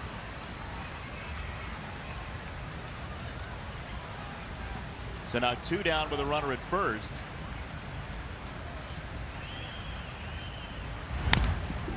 And Tim grounds it foul.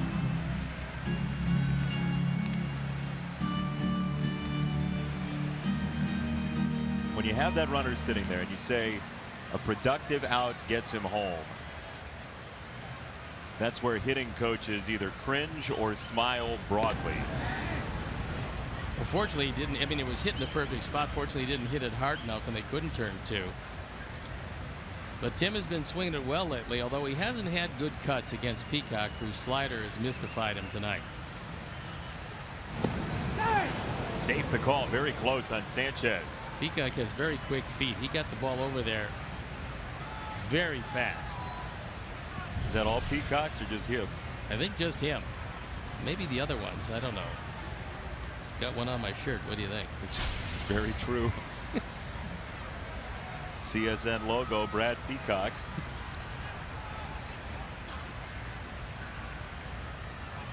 Ball and a strike to Anderson, and another check to first.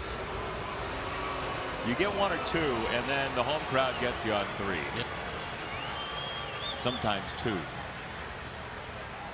Well, he remembers back to the 4th inning, which wasn't all that long ago, when Yolmer stole second easily. Anderson high into the sky, right center field. Reddick for the final out. Sox do get a run thanks to Avi's 1-out double and Sanchez's RBI ground out. 2-1 Astros.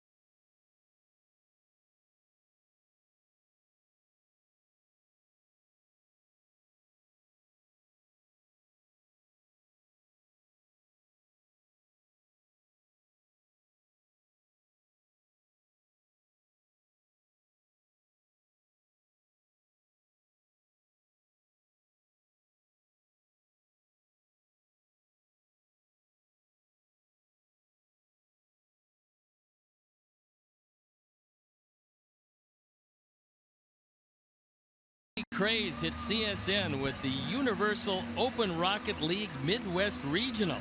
Oh, not to be confused with the Midwest Final. The video game, best described as soccer with super-powered cars, so you can watch local players face off for a chance at the finals in LA. Live streaming begins at 11:30 a.m. on NBC Sports app, and you can watch the championship game live here on CSN at 3. We're just going to miss the finals in LA. Sox will play the Dodgers on Tuesday and Wednesday of next week. Final coming before that.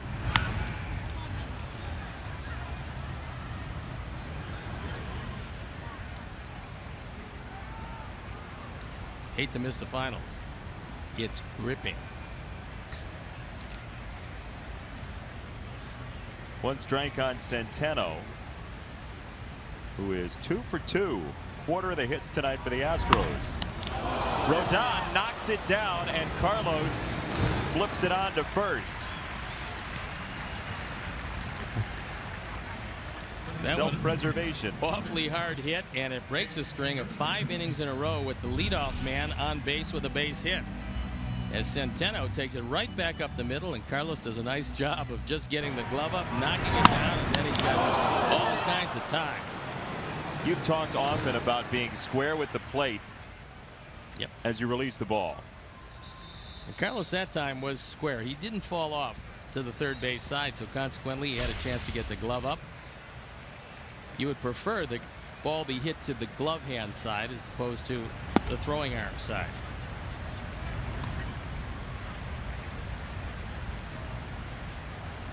For meal ticket security purposes. A lot easier to knock them down. And what pitchers have a tendency to do is, with their throwing hand, just reach up and try to stop hard ground balls or line drives, and that's not a good habit to get into. Swing and a miss. Very quick work of Marisnick for strike 3. Rodon with his 4th strikeout. Join us at Guaranteed Rate Field as the Sox take on the Tampa Bay Rays Saturday, September 2nd. First 20,000 fans get a Mark Burley bobblehead presented by Toyota. Visit whitesox.com to purchase your tickets today, or calling 866-SOX-GAME will get you there as well. 2 outs quickly. This may be the 3rd. Sanchez across the diamond, and Carlos Rodon with a rapid-fire 7th inning. Stretch time in a 1-run game.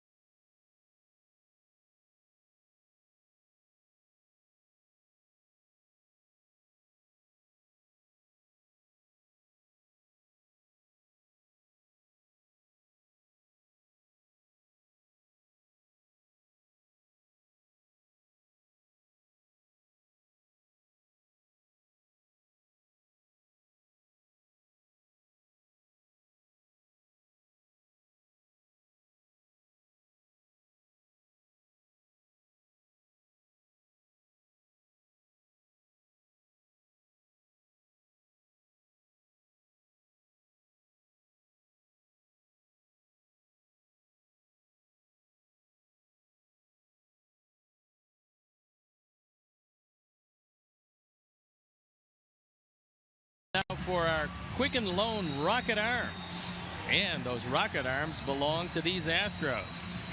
Most strikeouts in the American League, it's the Astros, the Indians, and the Red Sox. The National League, the Dodgers, minus Clayton Kershaw, with the D-backs and the Nationals.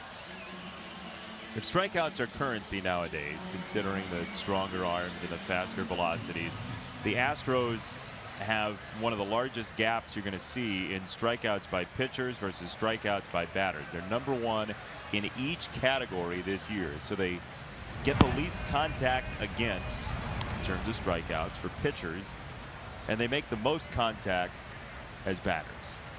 What's going to be interesting to see, and it's both Houston and the Yankees, they both gone. Gets away but did not clip Omar. 1-1. They both gone to much less of the fastball and much more of the slider, both these organizations. As that one buzzes up and in.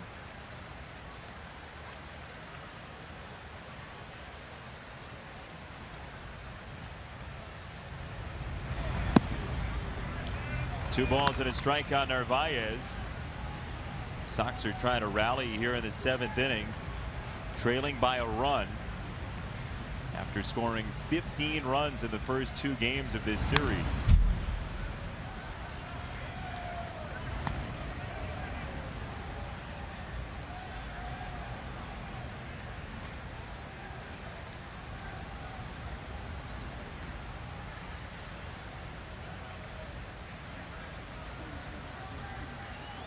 .90 pitches so far for Peacock as the bullpen begins to stir for Houston. Chris Davinsky in the bullpen for the Astros. Former White Sox draft pick.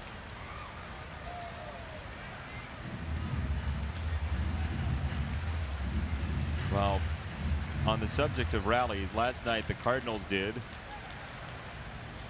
Yadier Molina, a grand slam. They've got a slam tonight for Dexter Fowler. And here the Sox try to build something in the 7th. Narvaez, a base hit to lead off the 7th inning. Last night it was the Rally Kitty in St. Louis.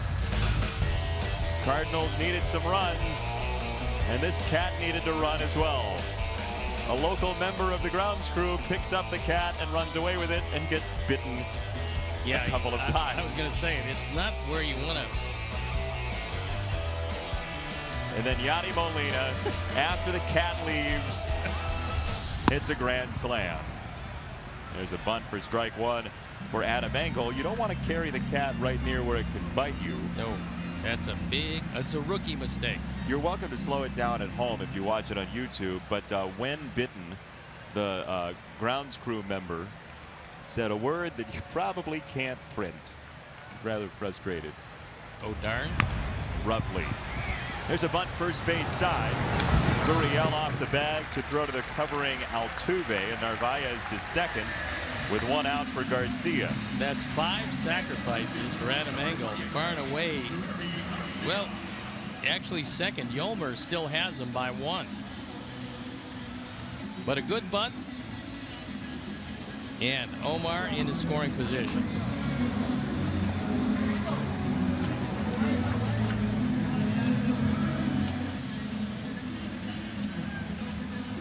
And Garcia will wait for A.J. Hinch to go to the mound and see who he's going to face.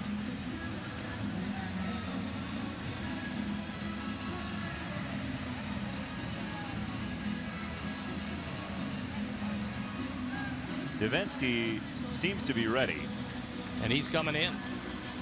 How often do you see a live bullpen exit? Only here on CSN Chicago. Davinsky exits and enters 2-1 in the 7th.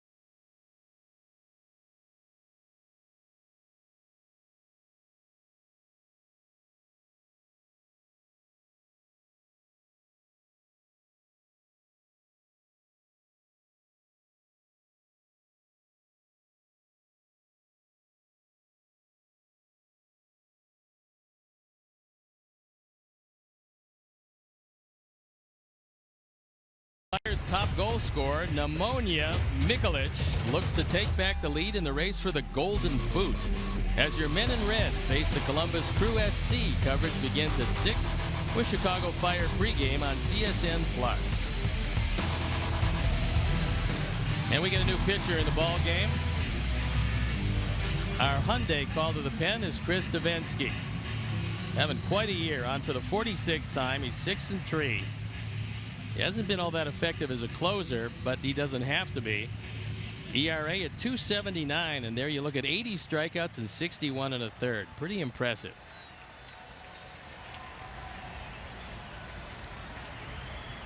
$19 earned runs and 61 1/3. This is an inherited runner. Narvaez at second. He's the tying run as Garcia takes ball 1. So 6 1/3 tonight for Brad Peacock. 7 hits, runs yet to be decided, 1 walk and 5 strikeouts.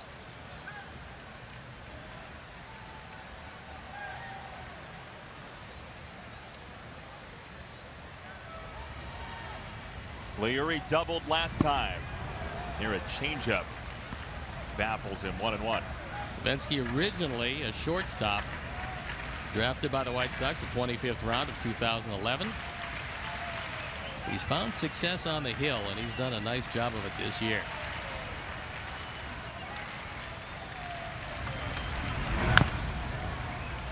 Went back to it. 1 ball, 2 strikes.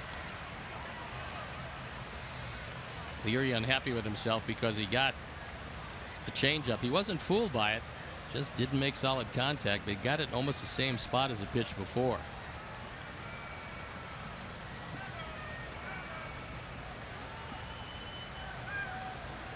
One, 2. Bounces and hit him. Narvaez going to third. He'll have to go back. And we'll see what Hernandez says. He's talking to Garcia, and they will send Narvaez back. So first and second with 1 out. A.J. Hinch wants to find out if they should take a look at it. So does Joe McEwing. Yep.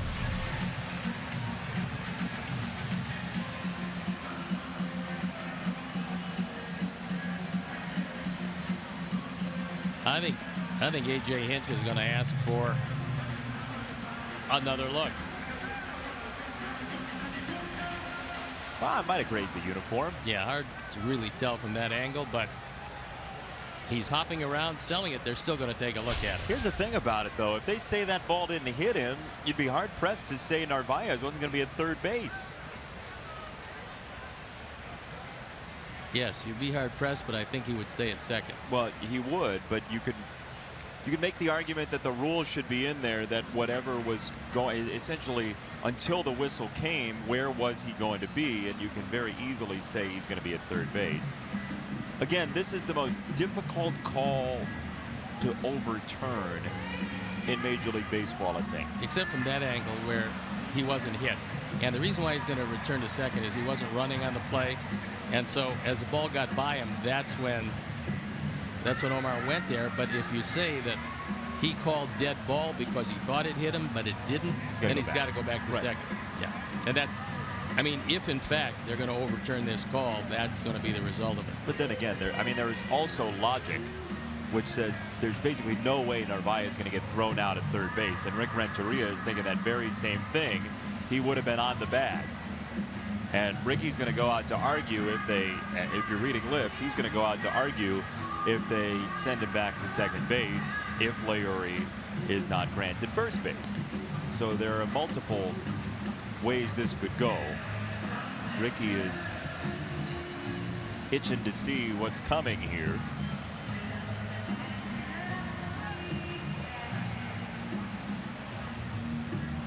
So the crew chief, Ted Barrett, along with Angel Hernandez. I mean, rarely do you see a moment when both bench coaches are on the phone. And that's what happened in this case. Yep.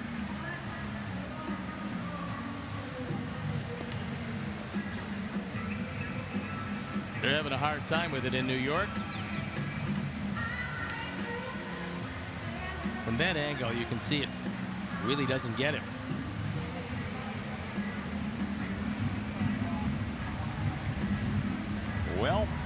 but apparently they're not overturning it, and Narvaez is sent back to second base. It's so hard to say it didn't graze the jersey. Yep.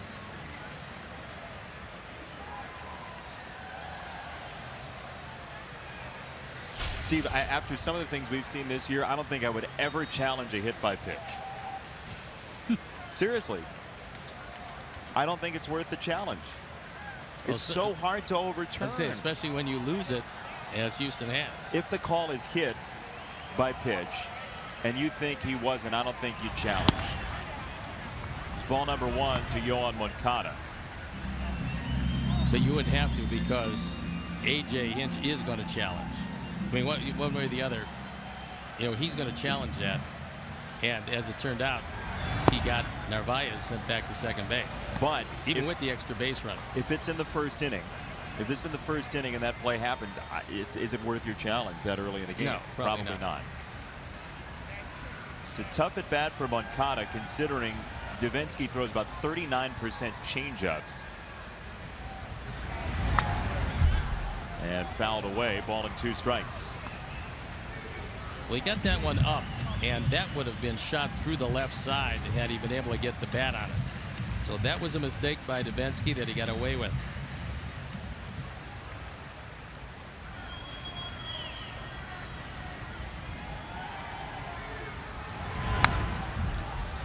Fastball at 94, fouled away. Is that a fastball to set up another changeup, you think? Well, what I would do ahead 1 and 2 here, I'd throw him a fastball, but a little bit higher, a face-high fastball instead of a letter-high fastball. 1-2 in the dirt for strike 3. It was a change, and it was a good one. Big pitch in a big spot, and he gets him swinging. His changeup has good late movement. It goes down and away from the left-hand hitter, and a good stop by Centeno.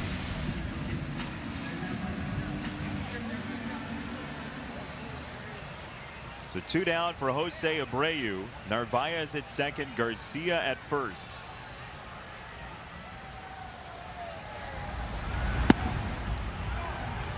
Strike number 1 from Davinsky, who is so changeup heavy. Willing to start and at bat with it.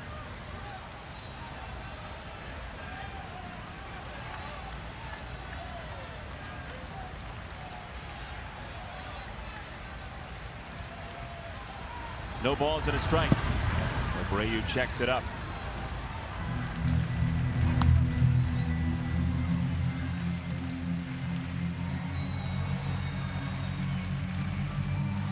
Sox going for the sweep against Houston. Would be the 3rd sweep of the Astros in the regular season. Did it 2 years ago and once back in 1997.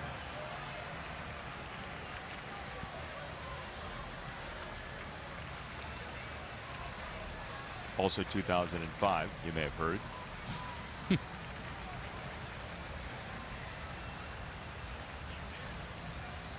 1-1. Abreu hits it high into the air.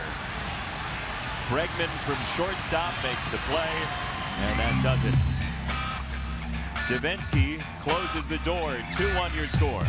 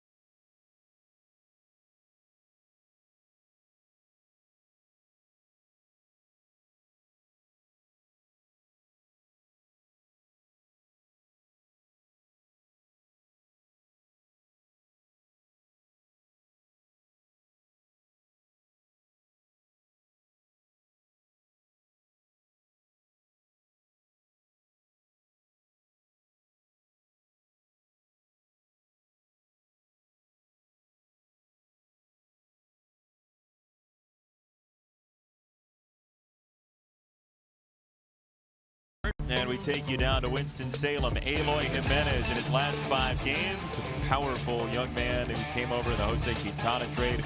2 homers, 3 doubles, 7 driven in, 8 runs scored, 10 for 22. And you could pick out a number of stretches for Eloy Jimenez since he came over in July that have been very impressive.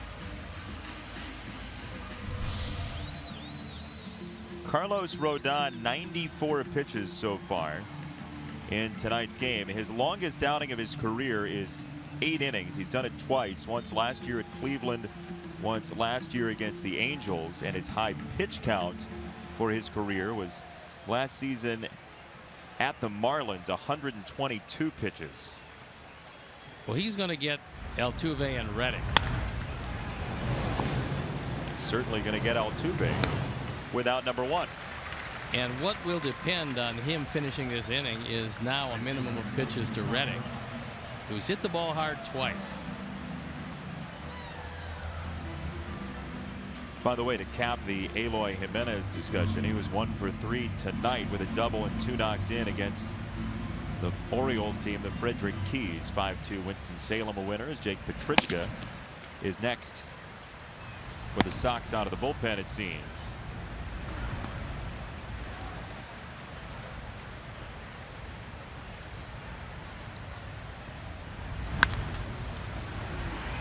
Is that enough of a minimum of pitches for you? You would think so. Let's see what Ricky thinks. That one almost gets away from Tim Anderson, but fortunately he's able to corral it. You can apply for an all-digital, no-fee loan now at eclicklending.com. eClick is located in Chicagoland, is rated A+ by the Better Business Bureau. eClick Lending. Your mortgage just happened. Now you're baiting the audio guys?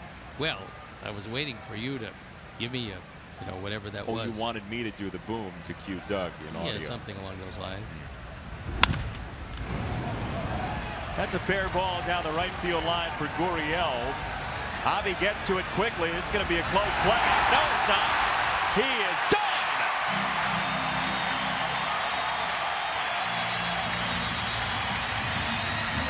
Avi's arm makes up some time. Gurriel finished off very quickly. Carlos Rodon through the 8th, and he hands it right back to the offense.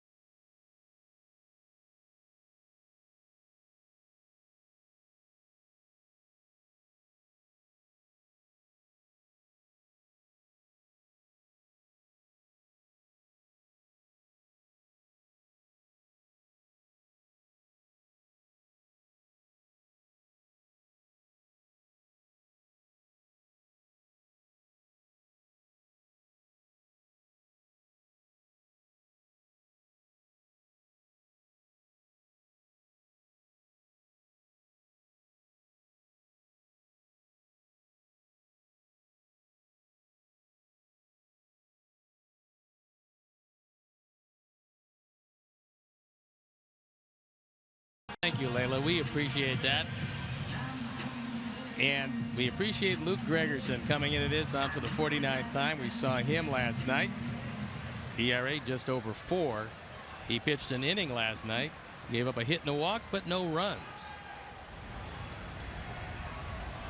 Javi Garcia first, then Delmonico and Sanchez. Javi on the ground, third base. Davis, ball through. He's late. Javi safe. Tying run at first. And 3 for 4 tonight for Javi, who's made the most of a couple of choppers in the infield. He's got 2 infield hits and no chance at all for Davis. He's got a strong arm, but on the run off balance, he can't get it there near in time, and Javi beats it easily. So he's sniffing a base hit. He's going to let it all go.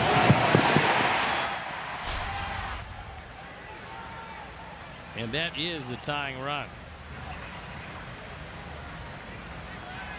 Nicky Delmonico with Sanchez next. On the ground in front of the plate. Centeno into center field it goes. First and third for the Sox on the airmail job by Centeno.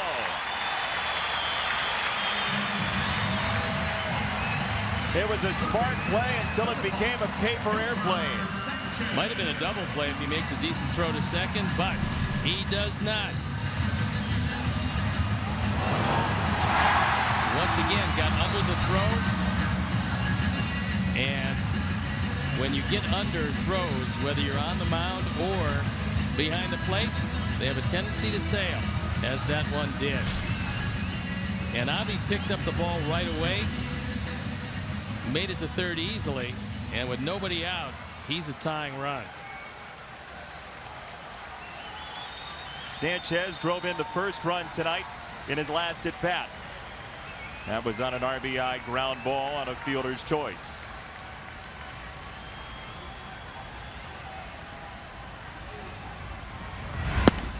Boy, the left side of the infield is wide open. If Sanchez could plug it there. Well, Davis is in close thinking about a bunt, but if there is a bunt, the best bunt is a drag bunt up the right side. You get it by Gregerson, you plate a run, and put the go-ahead run in scoring position. That's a danger of pitching him outside as well, with the left side a gaping hole. Garcia at third, Delmonico at first.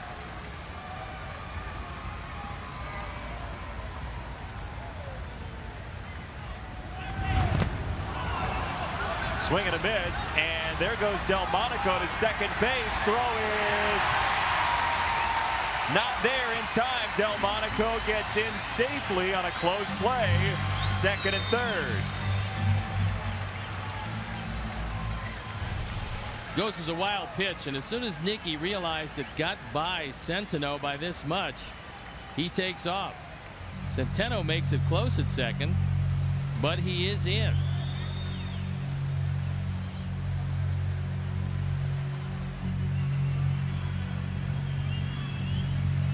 It's been a long night for Juan Centeno, not only behind the plate but also on the bases. Well, he swung the bat well, and the rest of the game has been elusive for him. Now the infield in with a double play out of order. Gregerson will work out of his full motion. And gets strike 3. Sanchez thrown out for the first out of the inning, bringing up Anderson.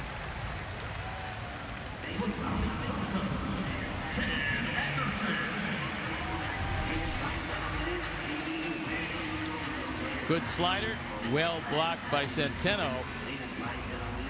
He caught that one off the bicep, but kept it in front of him.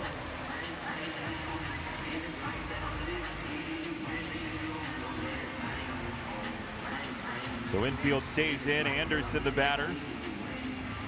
Tim on that 7 games in a row with a hit. 0 for 3 tonight.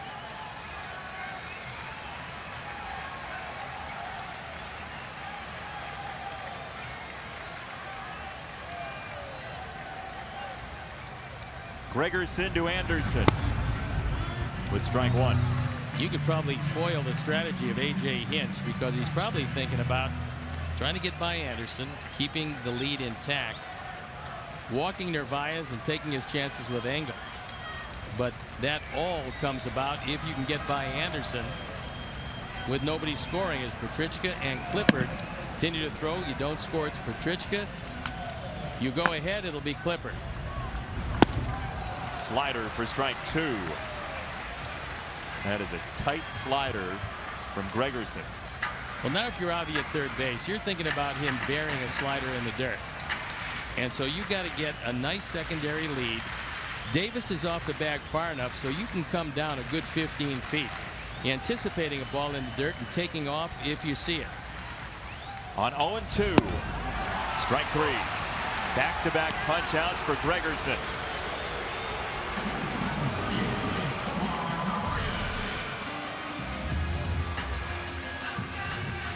That one out of the zone, and now Hinch coming out to talk with Gregerson. Good breaking ball low and away. Tim expands his strike zone and goes down on strikes. So he might be asking him, look, you feel comfortable facing a left-hand hitting catcher who's 2 for 3? You got first base open.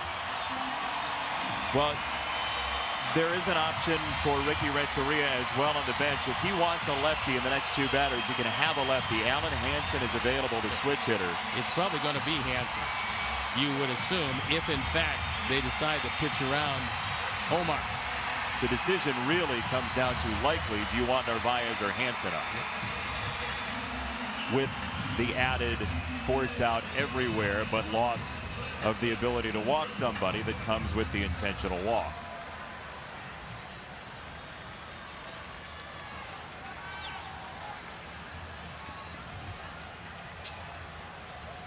Second and third, 2 out. Back-to-back strikeouts for Gregerson.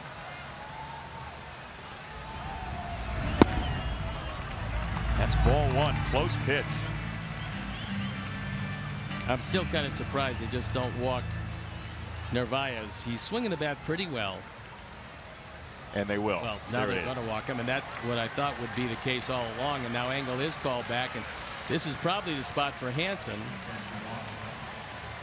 So there's Hansen. That's the one switch hitter available. Saladino and Smith, the right-handers, are on the bench as well. So Hansen will be the guy to face Gregerson and either change the scoreboard or get a big exhale from A.J. Hinch in the Astros dugout. We're talking about a pitcher with 4 wild pitches this year.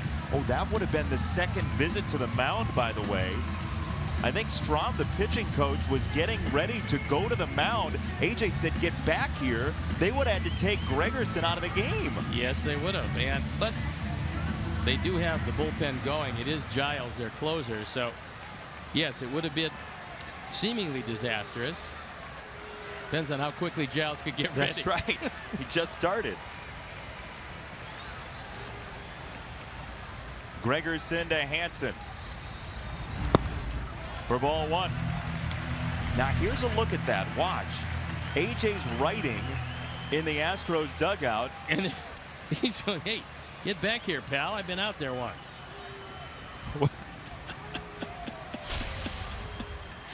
If looks could kill.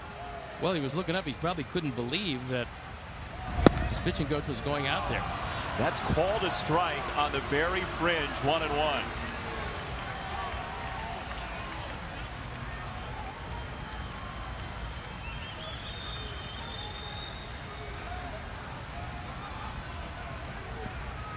Pretty good arms all the way around in the outfield. And pretty good speed at second in Delmonico. 1-1. Now 1-2.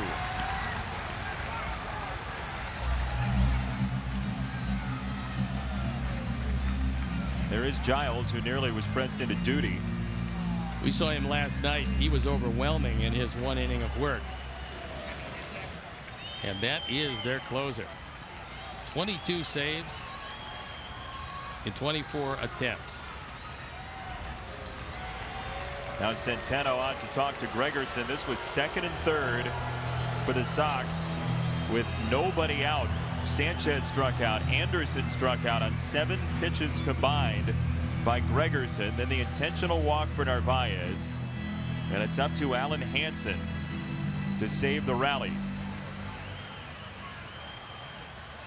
Delmonico the lead run. Garcia the tying run. And a pitcher with 4 wild pitches on the hill. Ball and 2 strikes. In the dirt, Centeno blocks it.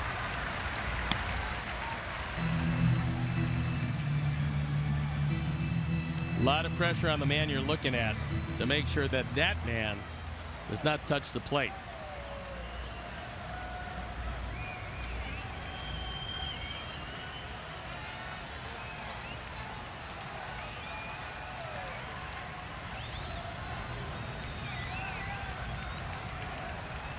Two balls, 2 strikes. Gregerson to Hansen. Popped it foul. He got away with one here because that one was right down the middle. Looked like he tried to cut it. Certainly wasn't his best fastball. But it didn't do a whole lot, and Allen fouled it straight back.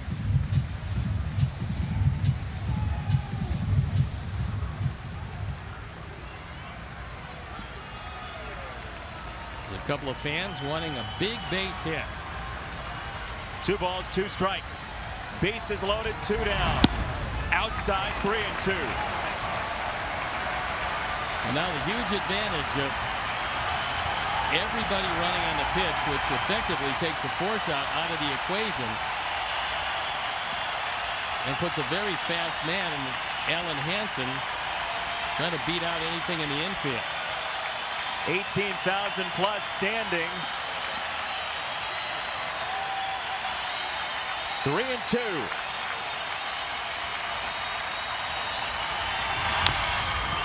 On the ground, right side. Gurriel sprints to the bag and clips it to end the rally. Big pitch from Gregerson. Big inning for the Astros. 2-1.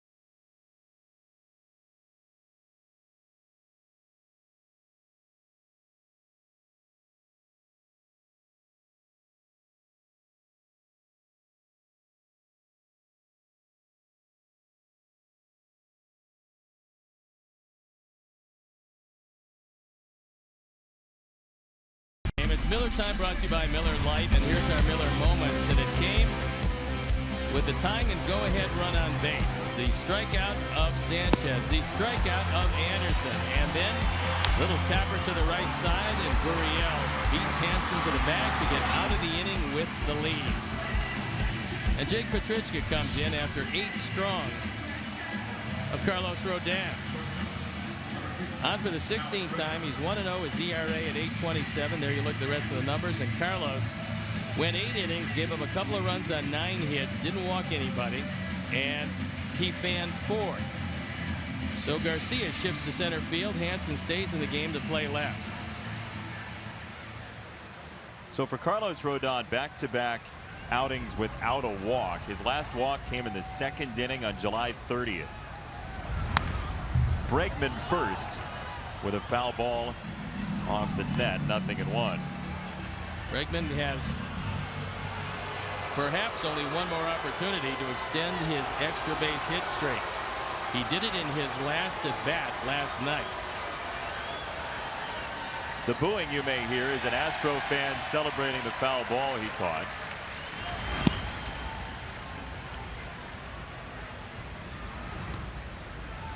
And he decided to give it up after the crowd revolted. The old heckler's veto in play in the 9th inning tonight. 1-1. That's a foul ball down the line. Had extra base eyes for Bregman.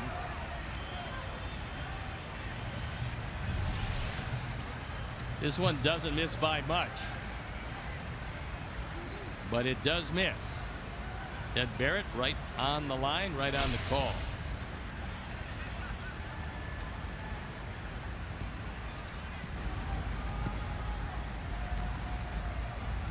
It was that last at bat for Bregman last night.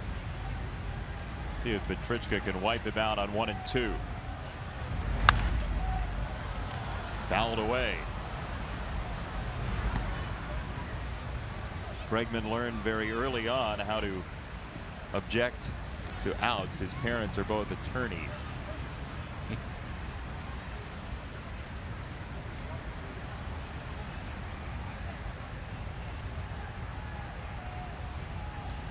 One ball and 2 strikes. And hit him. Well, are you going to say foul ball? Foul ball. It's certainly better than hitting it. As this one rides up and in. Yeah, it did get the bat.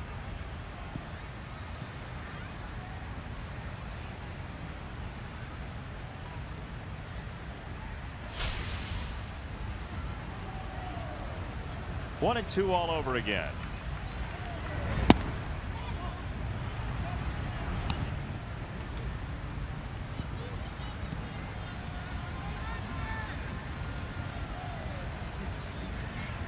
Sox in the bottom of the 9th will have the top of the order. Garcia, Moncada, and Abreu. So 2 to bat left-handed against Giles if it is indeed him, and then Abreu.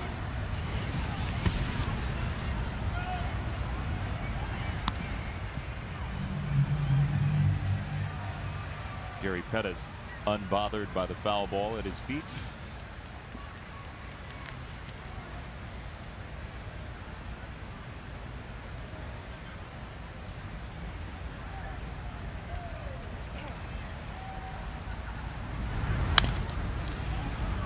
Another foul ball wide of third.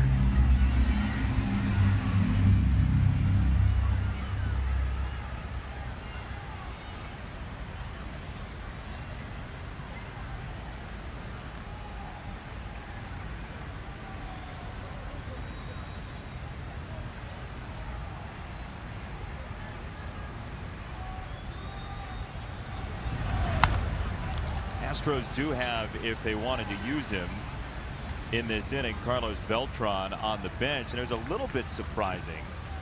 I know it's a small sample size, but a little surprising that he wasn't in the lineup tonight, considering he's 5 for 9 career against Carlos Rodon. Of the guys who've seen him, and we can have a little vigil for Beltran today, as they had the funeral for his glove in Houston a couple months ago. 5 for 9 is, I mean, it's a pretty good career, but Beltran at age 40 gets the day off.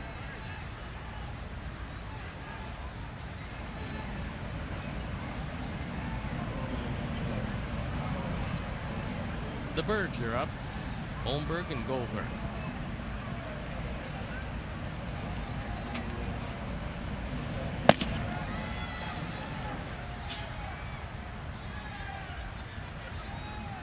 2-2 inside, so it'll take a 12th pitch to Bregman to get a result.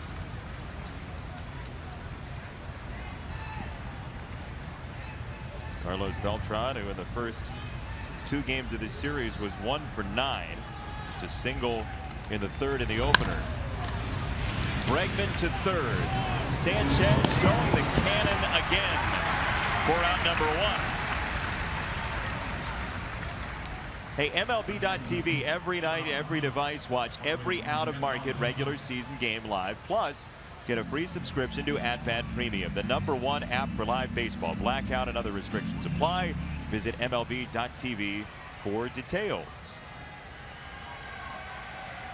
Now Marwin Gonzalez, who has the game-winning hit right now, an RBI double back in the 6th with 2 out, scoring Yuli Gurriel. For the first time tonight, he's going to hit from the left side, which is his best side. That's strike number 1. Did you just open your wallet?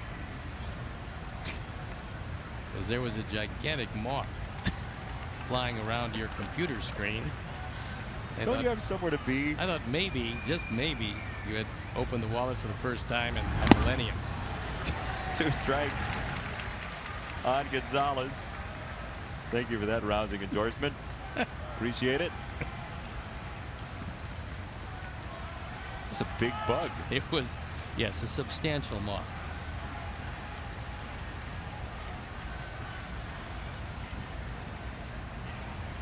Two strikes on Gonzalez.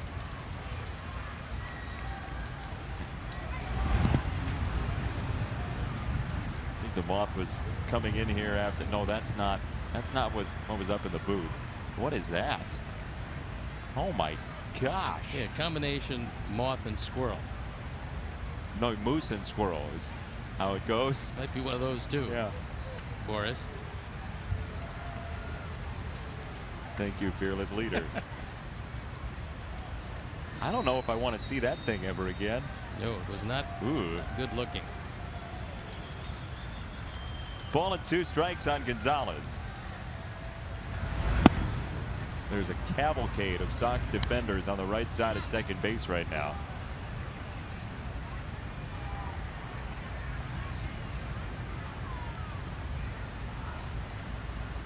Two and 2 on Gonzalez. And there they are.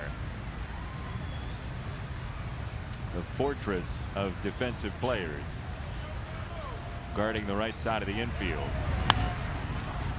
And he fouls it away. So the Astros showing why they are very difficult to strike out. Pretty good 2-strike contact bunch.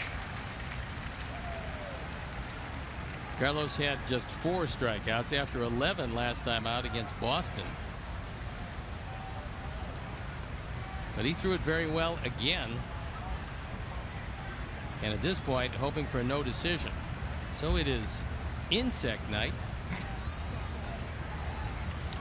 First 10,000 people get an insect? Yes, apparently.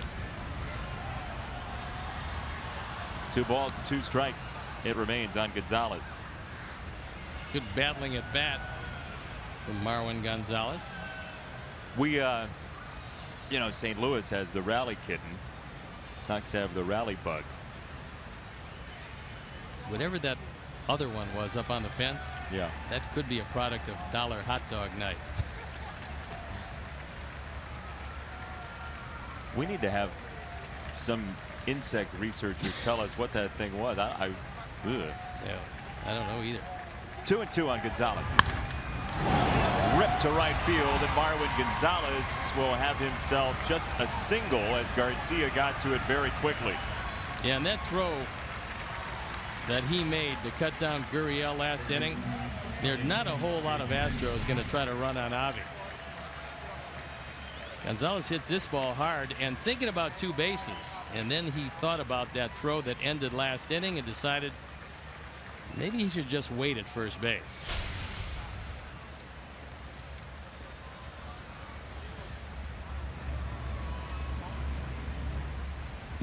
Gonzalez on Davis, the batter. And you take his result in the 4th inning, a 6-4-3 double play. He also bounced a ball to second in the 2nd inning. Not a shortstop, I should say. And then Moncada had the error on the catch from Anderson trying to turn 2. Then the strikeout in the 6th. That bounces away. And Gonzalez to second. He cuts it wide and stops there. That'll go as a wild pitch, but for Omar, the technique wasn't good in blocking it. If you shift your body, you got a chance to knock it down just by trying to catch it on the short hop and not moving your body.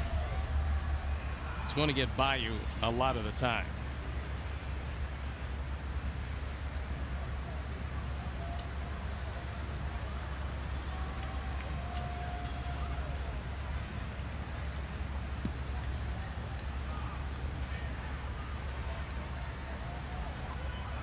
Ball and no strikes on Davis. On the ground again to third. Sanchez on target, 2 down. The Xfinity Fundamentals deck overlooks left field and is accessible from all levels of guaranteed rate field. This space features batting and pitching cages, base running areas, skill instruction from Chicago White Sox Training Academy coaches. While there, check out the latest Xfinity technology, including the X1 platform. X1 by Xfinity. It'll change the way you experience TV. Centeno will bat with Beltran on the bench, along with Fisher and McCann. Strike number 1. Fisher and McCann and Beltran all would bat left-handed, but Centeno with a 2-for-3 night. He's 7 for 14 with the Astros so far this year. That could have been a strike. It's 1-1. Again, the Sox in the bottom of the 9th will have Leury Garcia, Yohan Moncada, and Jose Abreu.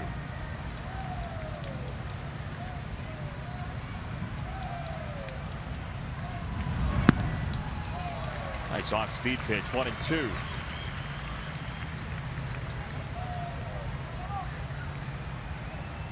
This a big night for Centeno as far as the offense is concerned, because the only time he was retired was on a line drive rocket right back at Carlos in the 7th inning.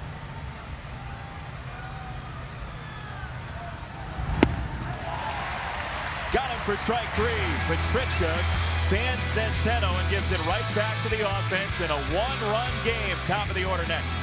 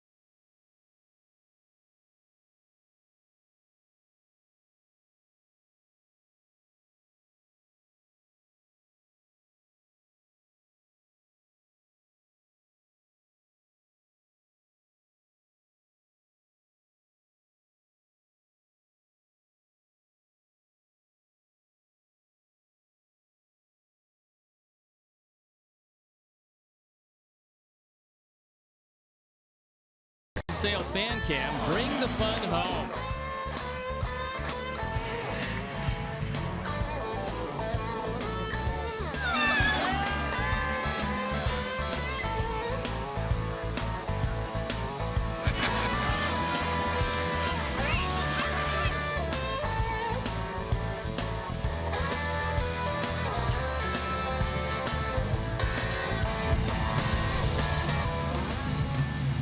Got a new pitcher in the ball game. It is Ken Giles. 22 for 24 in save situations. 51 strikeouts in 41 innings. Left-handers have done very little with him, to the tune of 164. And with Leury starting it off, he'll be facing a couple of switch hitters at the top. Ken Giles, since the beginning of July, has allowed 5 hits and 1 run. He's got great stuff. Garcia with a foul ball to start it off. Tomorrow night we'll have the debut of Ronaldo Lopez, up from AAA Charlotte, scheduled to make his Sox premiere, and what a prelude it would be tonight to get a comeback win to sweep Houston. That last fastball at 99, so the boys better tune it up.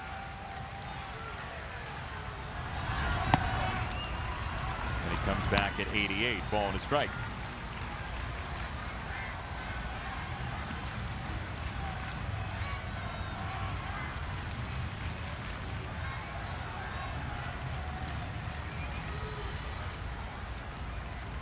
One up high, down the line, and foul.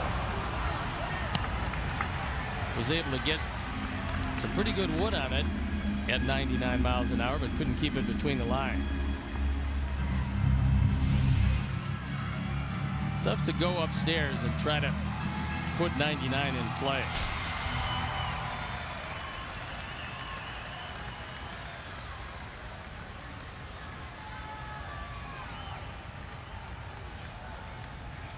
One and 2. That was a pretty good pitch to hit on a ball and 2 strikes.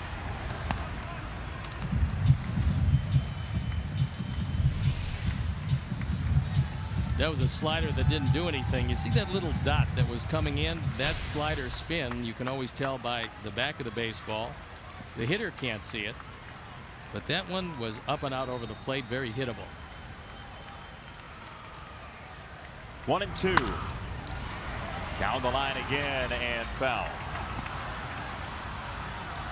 Sox only run tonight came in the 6th on a Yomer Sanchez RBI ground out. That was 101, 101 miles an hour.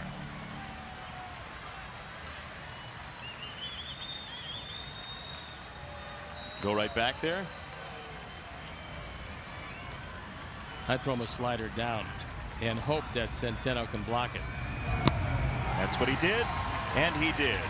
1 out. After seeing 101, that slider looks a whole lot better, and he buries it. Centeno smothers it. For the Astros, at least, best result.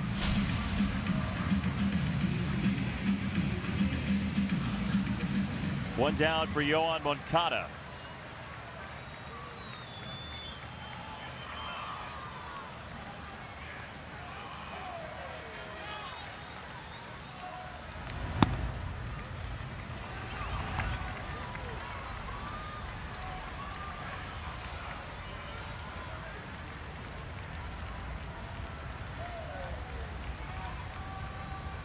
Always good to have a game plan here. So the plan is to get Moncada on and have Jose hit a 2-run homer and win it. Sounds good to me. That's low. 2 balls, no strikes. Halfway to on for Moncada. Now Yoan's going to get a fastball. Giles does not want to go 3-0. 2-0. Fastball lifted left center field. Way back there. Marisnick at the wall. It's gone!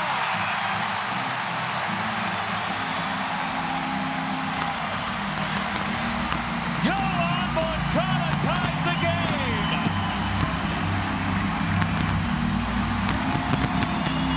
Looking fastball all the way. He got it and drilled it. Just to the left of the State Farm sign as Moncada goes opposite field and ties it up. Ford home run replay. He got his fastball and he didn't miss it. Just a little peek in the future with this young man. whose upside is unlimited. The legend begins. Moncada ties it, and now Giles has to reset as another generous donation from the Alex Nellius family goes in loving memory of Ursula. And Yoan Moncada has the first home run against Ken Giles since June the 6th.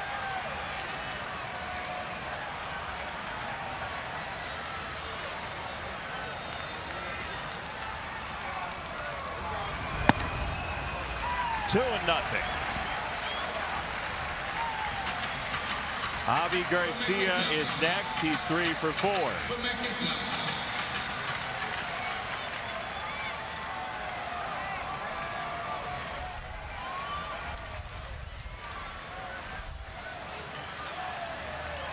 So Giles take a deep breath on 2-0.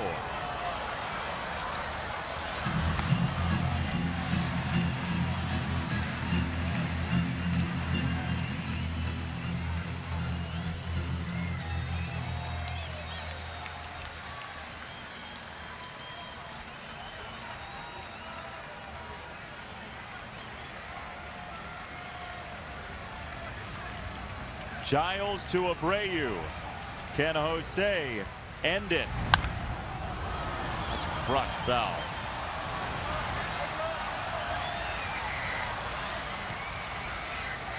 Three home runs allowed all year by Ken Giles.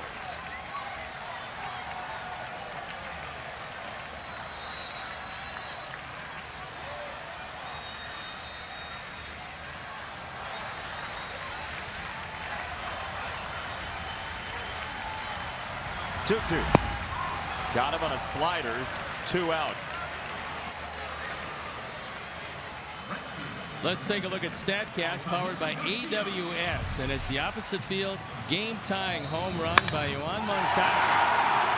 101.5 exit velocity, launch angle 29.2, estimated distance 374 happy feet. Here's the list of players who have homered off of Ken Giles this year. Yoan Moncada, Adrian Beltre, Mike Moustakas. Pretty good company. Ball 1 to Garcia. Well, if this thing goes long, the Sox have the advantage right now. Davinsky, Gregerson, Giles already deployed by Houston tonight.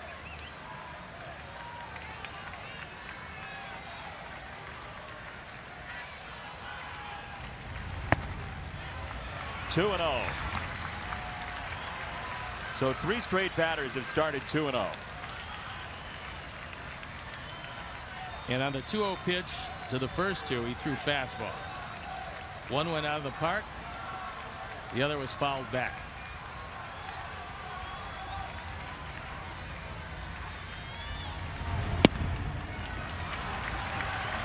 Three and 0 on Garcia with Delmonico next.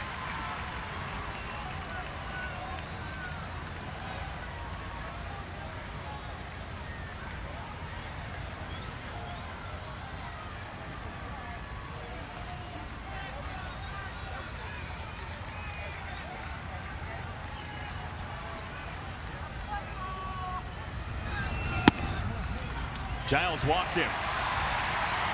Nothing good to hit for Garcia. He's been on 4 times tonight, and now Delmonico comes up to try to win the game.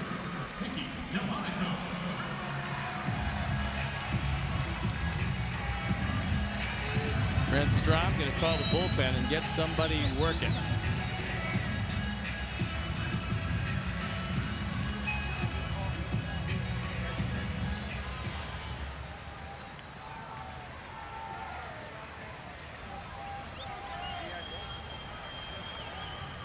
One for 4 tonight for Nicky. Fastball at 97. He swings through. He can get out in front of one. A huge gap in right center field. The outfield very deep all the way around in a no doubles set.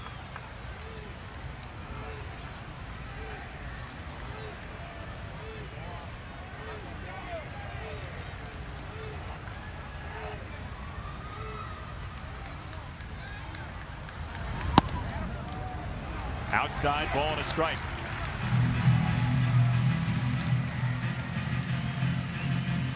We saw Nicky hit the daylights out of it opposite field at Fenway Park.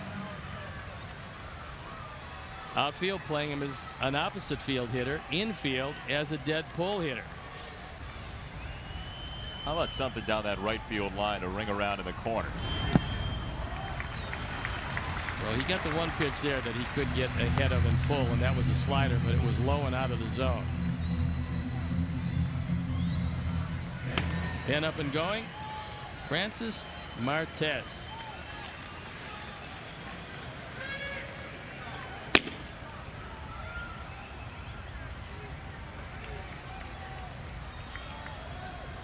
Two balls and a strike. Delmonico takes high, 3-1. 7 of 8 out of the zone from Giles.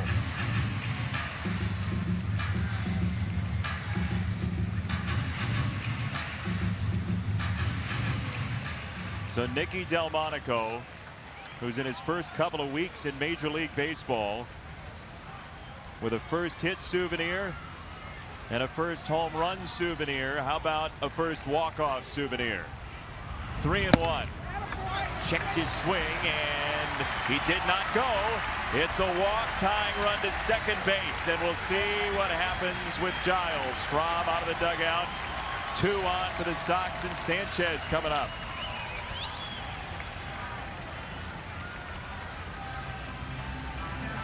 For a Houston team which has had a rather charmed existence in 2017, things have gone rather haywire in this series against the White Sox. Well, whatever the scouting report is on Yomer, that's what Brent Strahm shared with Ken Giles.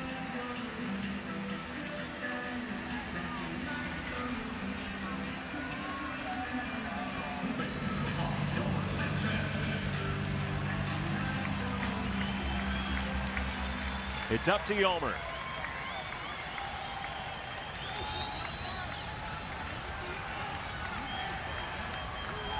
Javi Garcia, the winning run at second base. Sanchez swings through, strike 1.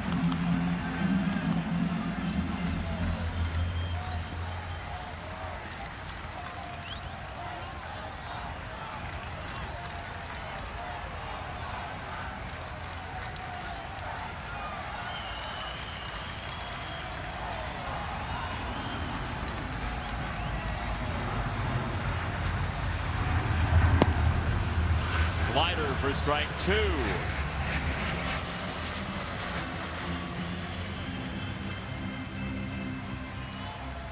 Can Yomer Sanchez climb out of a 2-strike hole and beat Ken Giles?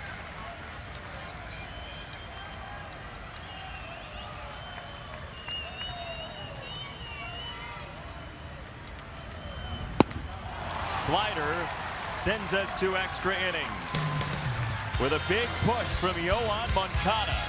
Solo home run ties it at 2. The legend begins for the 22-year-old second baseman. 2 all to the 10th.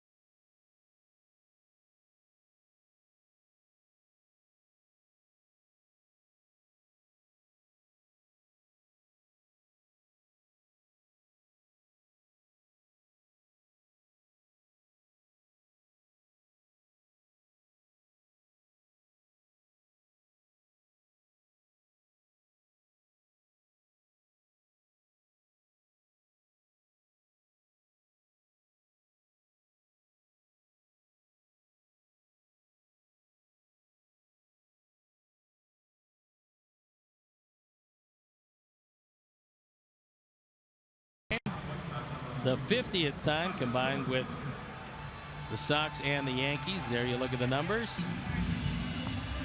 And he's got to deal with Marisnick to lead it off, and then right back to the top with Springer and Altuve.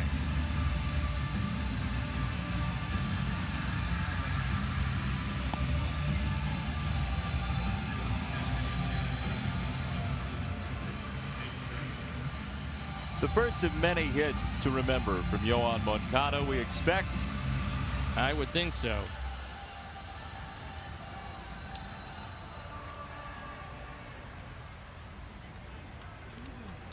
Even more important now is the 8-inning start for Carlos Rodon, saving the bullpen from an early entry into this game and putting the Sox in the advantage in terms of sheer numbers out of that bullpen now. It's a popped up bunt and a dart for strike one. He got the pitch he wanted to bunt, which was a fastball, only a little higher than he wanted to bunt it, and fouled it back.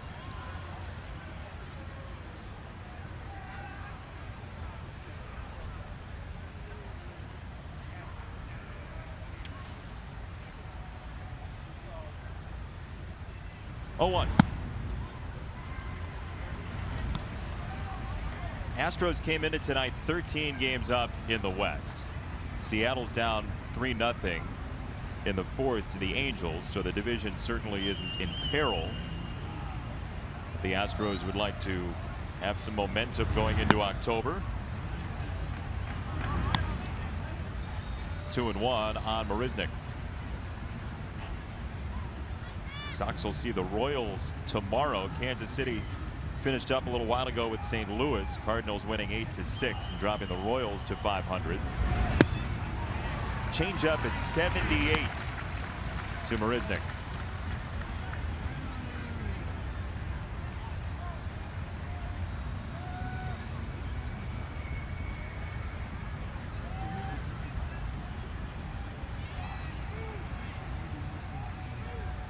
Two. He got him swinging. Back-to-back under 80 for strikeout number 1 for Clippard. And back-to-back straight changes. Marisnick hasn't seen a whole lot of them, and he's well out in front of both.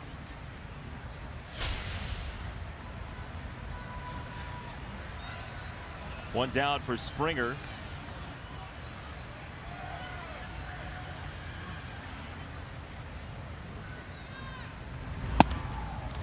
Who takes strike number 1 call. George Springer out of the University of Connecticut, where Roberto Hernandez, former Sox closer, spent a year. Matt Barnes, who's in the Red Sox bullpen, among others.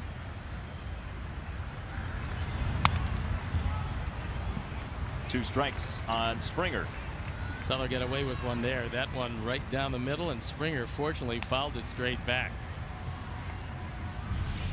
Take a look at the location of this one. Looked like a cutter. He had a healthy cut, but fortunately no contact.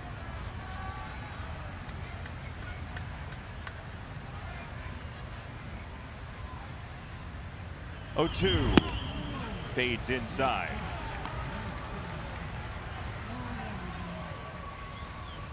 Altuve next. Even more incentive to take care of Springer, who was in the conversation as a possible MVP before he got hurt. And still may be, depending on how he finishes. Left side of the infield, Anderson's around it. Timble, one hopper, and Abreu picks it. 2 down.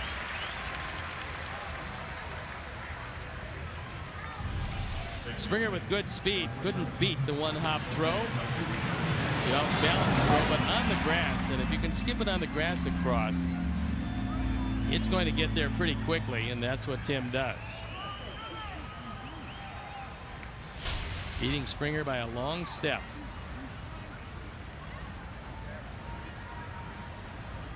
Base is clear. Altuve, who had his only hit tonight in the first. 3 ground balls after that. 2 to third base, and 1 to second.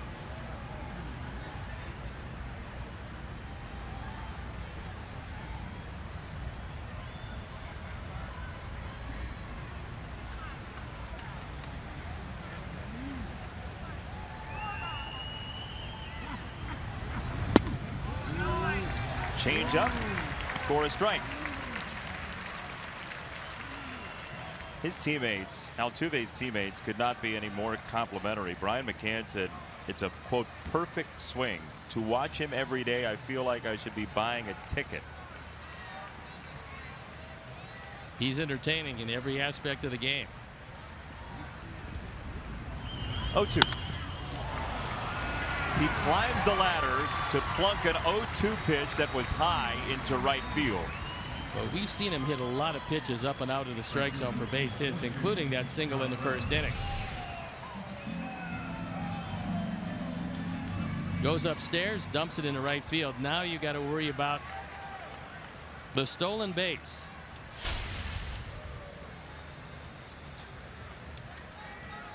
.24 for 29 for Altuve.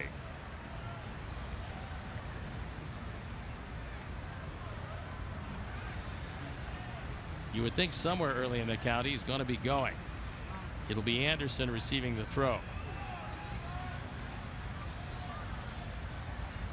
Especially with all the changeups Clippard throws. Altuve 6th in baseball right now at stolen bases. Billy Hamilton's #1. D. Gordon #2. 45 and 40 respectively coming into tonight.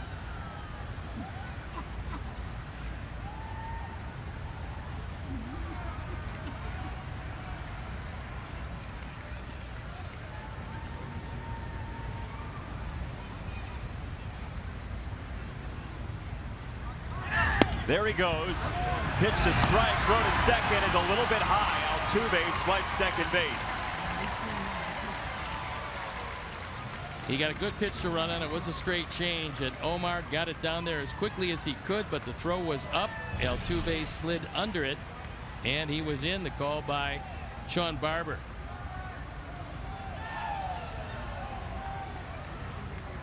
If the throw's on the money, it's going to be very close.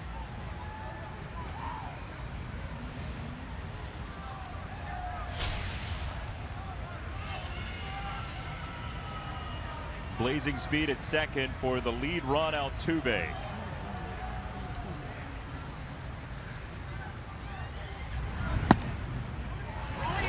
Called a strike. I don't think Reddick can believe it. Angel Hernandez had a pretty good night behind the plate, but this one, a break for the Sox, as Omar will tell you by what he did when he caught it. Actions speak louder than words. 0-2 from Clippard. See if Reddick's in swing mode after the zone expanded. He is strike 3, inning over. Anderson, Narvaez, and Hansen coming up.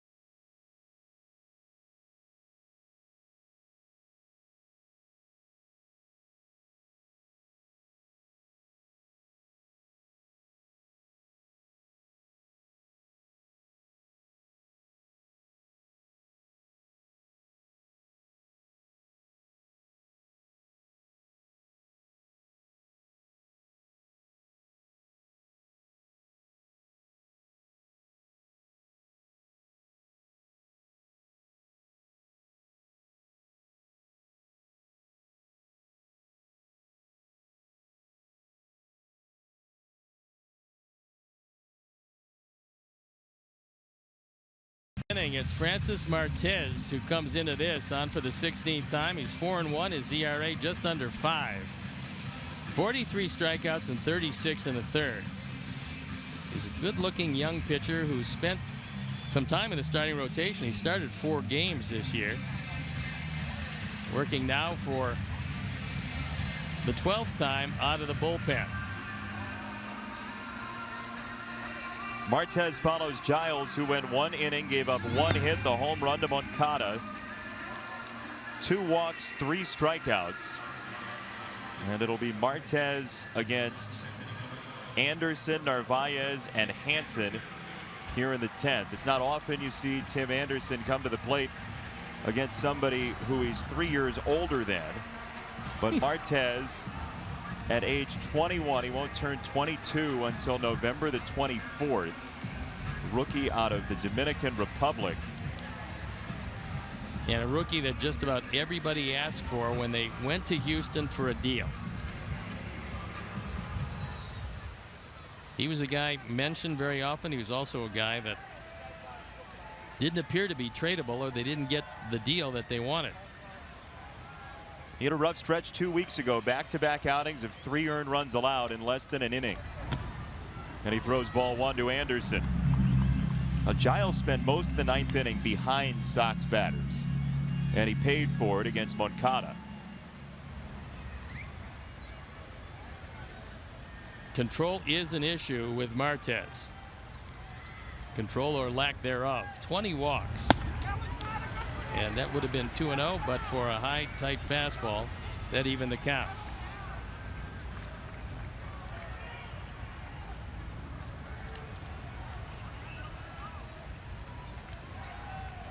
One and 1 to Anderson. He jabs a bunt foul first base side.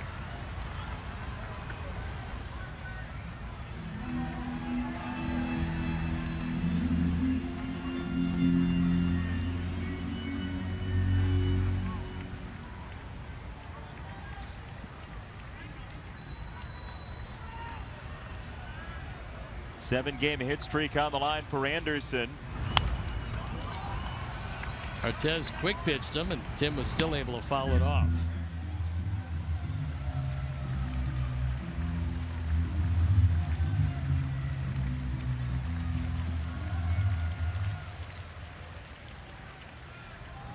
$11 for 35 so far in August. 314 for Tim, and he takes inside.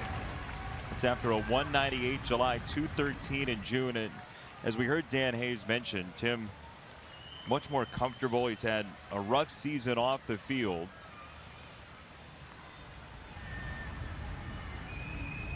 Two and two.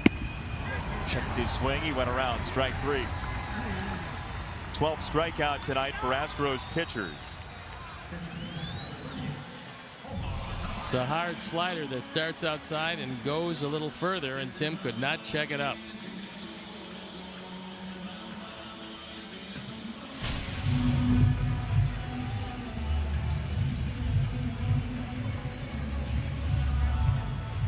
Narvaez, who was intentionally walked back in the 8th. That loaded the bases. Alan Hansen pinch hit and grounded out on a 3-2 pitch from Giles. With the game at the edge of the cliff.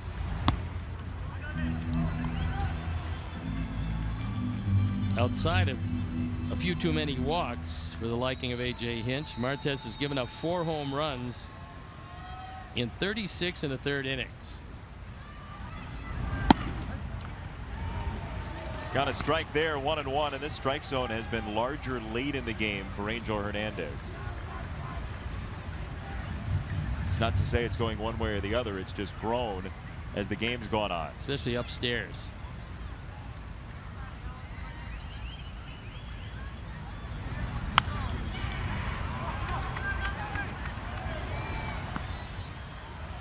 Sox will stay home to face the Kansas City Royals tomorrow. Reynaldo Lopez with his debut in a Sox uniform scheduled tomorrow. The Astros are currently on an 8-game road trip. They'll head to Arlington tomorrow to take on the Rangers before 2 in Arizona. The old home to Chicago to Texas road trip. Cities are close.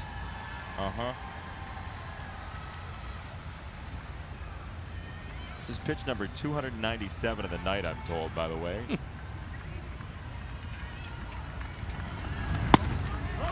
Nice pitch, strike 3.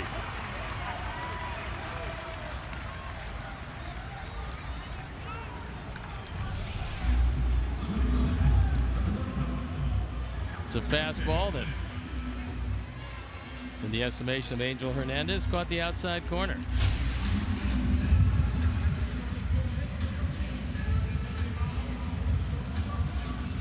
Two down for Hansen. Sox still have Saladino and Smith on the bench. Astros with 2 lefties remaining in the bullpen.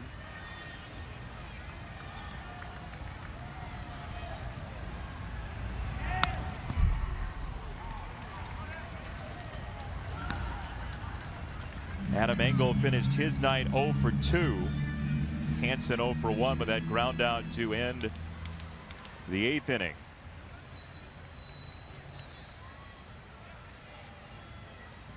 Outfield, a shade left of center with a huge gap in right center.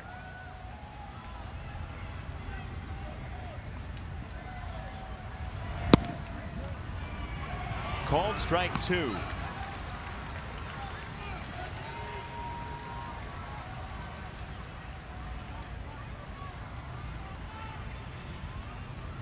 I'm not sure I'd be taking too many close ones late in this ball game.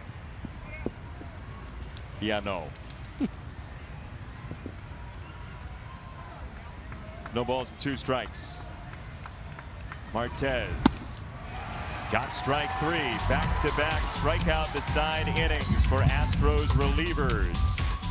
2-2 your score, and Brad Goldberg on his way in.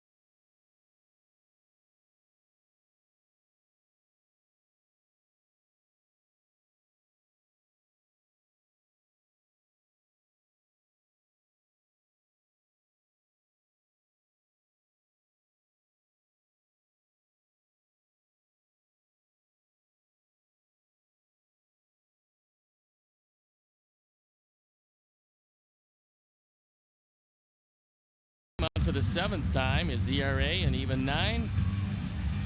There you look at the rest of the numbers. And right-handers have hurt him.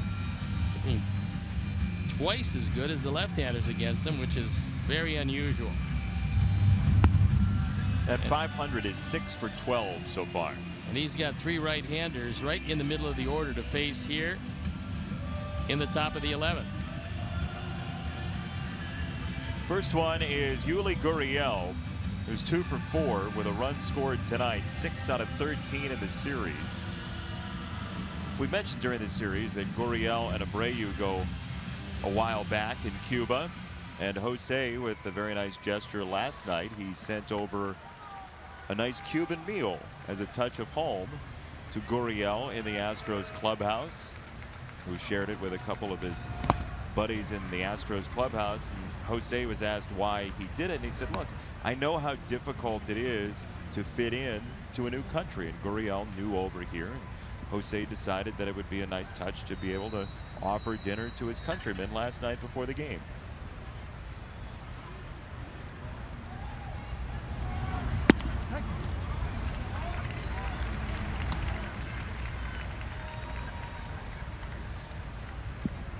Ball and a strike on Gurriel.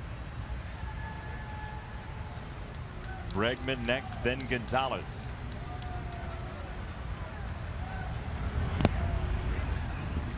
Maybe an overthrow there. 2-1. Trying to throw that fastball in the outside corner. So he's missed with the 2 fastballs, but he hit with a slider.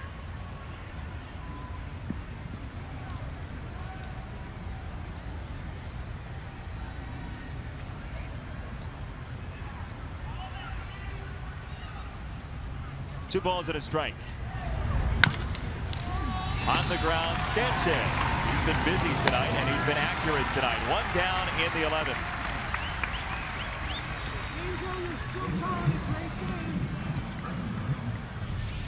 Little chopper to the left side. Yomer guarding the line. Plenty of time.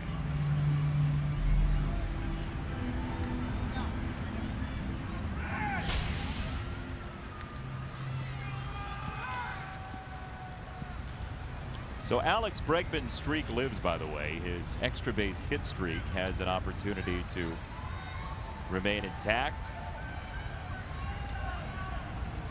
10 games in a row with one as he takes ball number 1. The streak that he's tied with Richard Hidalgo, 10 being the max for any Houston Astro in history.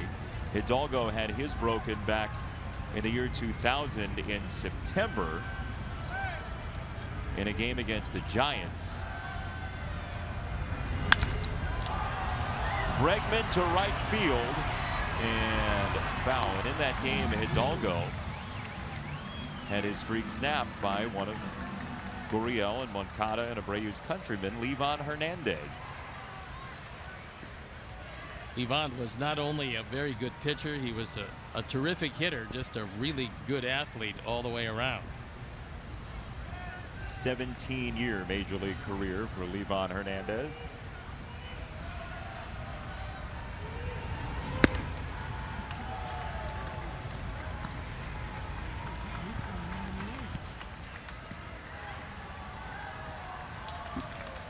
Two balls and a strike on Bregman with his 13 home runs for the year. He's 23 years old out of LSU by way of Albuquerque, New Mexico. You been to Albuquerque? I have. Really? Many times. AAA? No, just passing through.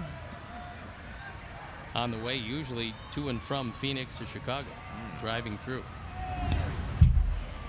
That is ball 3 to Santa Fe. That one missed just a bit outside.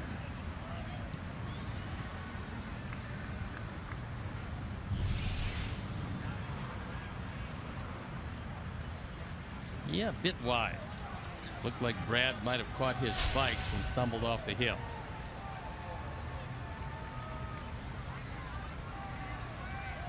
Three and one from the rookie Goldberg.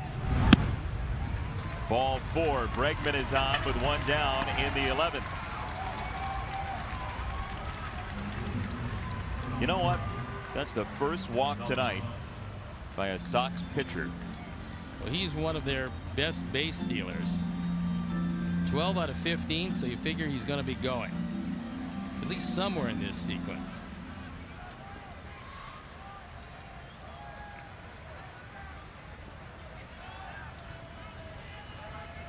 Marwin Gonzalez has had a marvelous year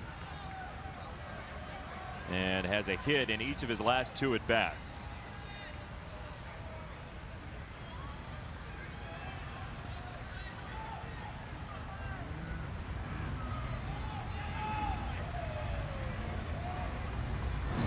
Bregman draws a throw.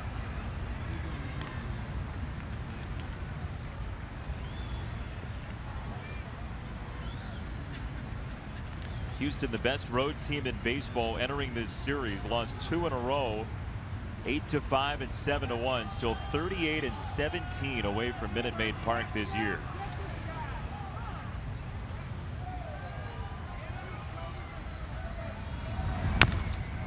Gonzalez fouls it right at the plate.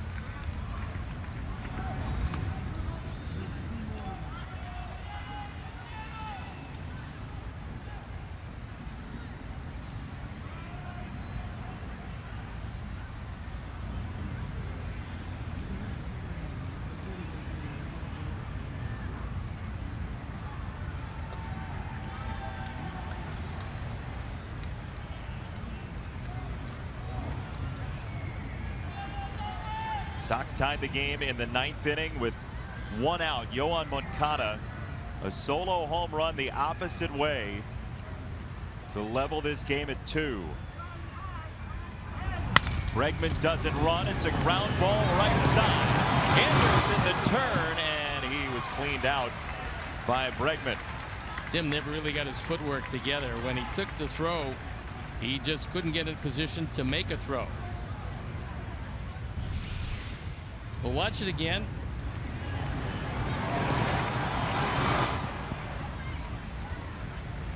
And because he's on the first base side of second, the footwork just isn't there.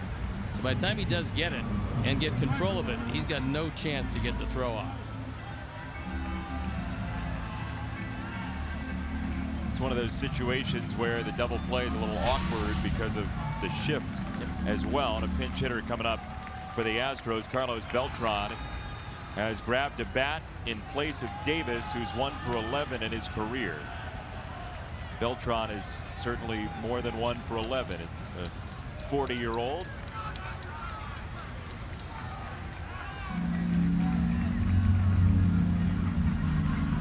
Beltran, a much better hitter from the left side.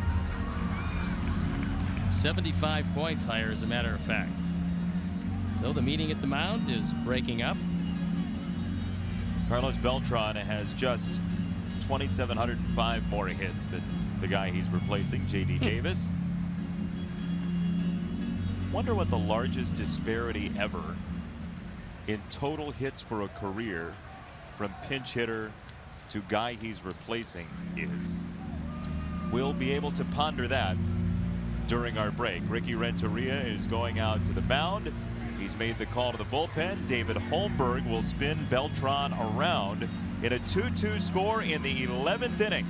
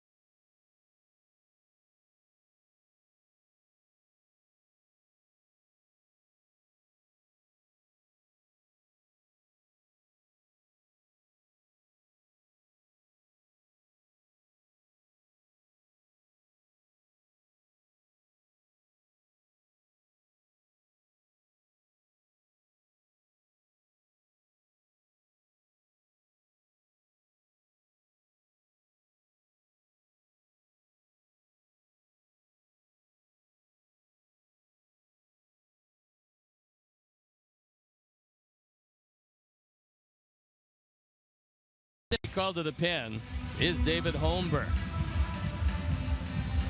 On for the 33rd time. He's 1-3. His ERA more than respectable at 3.58. There you look at the numbers. He's going to turn Carlos Beltran around to hit from the right side, which was a preference of Rick Renteria. As Beltran, a 189 hitter as a righty, a 262 hitter as a lefty, with 12 of his 13 home runs coming from the left side.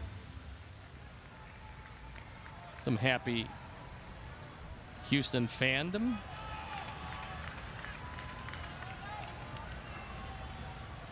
Who will win the finale of this series? Sox have taken the first 2, and Holmberg with a throw on the runner Gonzalez.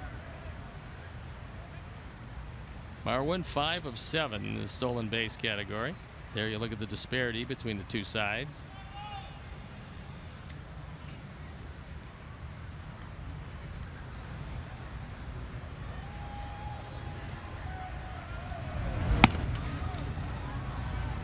Actually, a close pitch. Ball number 1. Beltran for his career is remarkably consistent. Versus lefties 281, righties 279. Slugging 503 versus lefties, 483 versus righties. On base plus 10 the other way. Left side and through, a base hit for Carlos Beltran. Marwin Gonzalez the lead run at second base, and Centeno scheduled.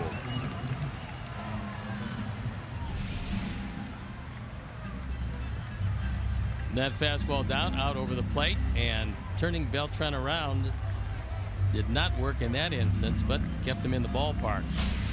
And the lefty-lefty advantage, although Centeno didn't give up any ground to Carlos Rodon, was up 3 times against him, and he went 2 for 3 with a line drive rocket the only time he was retired.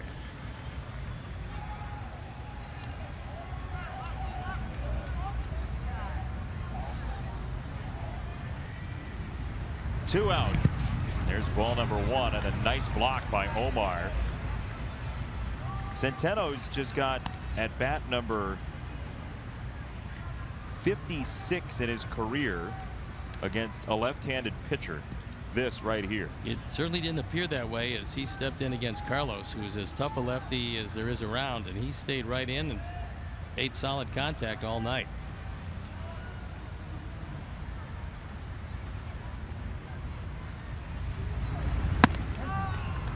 That's a strike. 1 ball, 1 strike. Sox in the 11th will bring up the top of the order. Garcia, Moncada, and Abreu. The guys who, well, Yohan especially, did the damage in the 9th.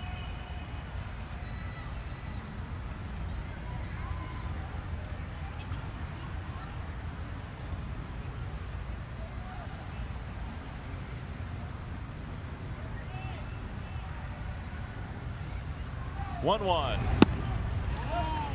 Outside. Leary fairly shallow in center field and swung around toward left center. There you see his positioning with the gap in right center field. There you see his positioning with a big baseball on his shirt. And a quality mask. High and tight, 3-1 on Centeno. Marisnick scheduled next. He have a home run and 3 strikeouts tonight.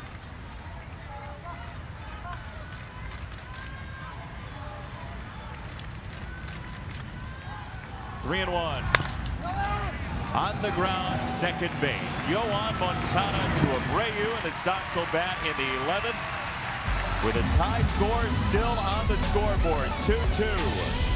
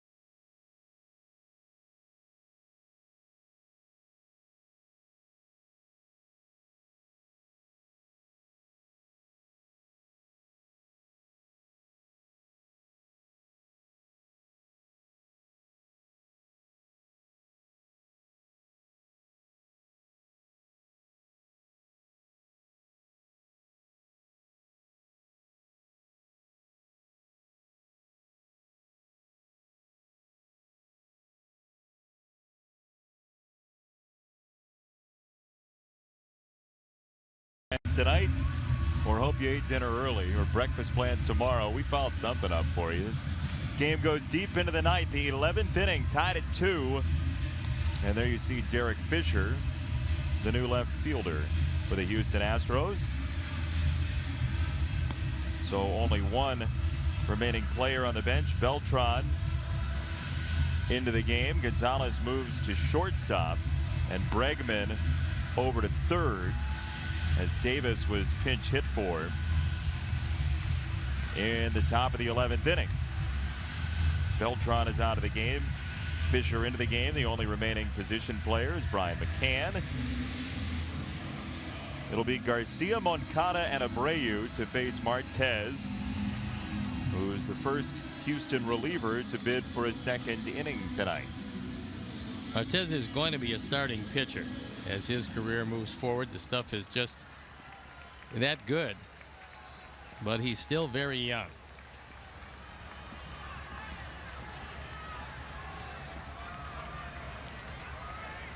'21-year-old, turning 22 in November, with a bullet to Garcia, strike one.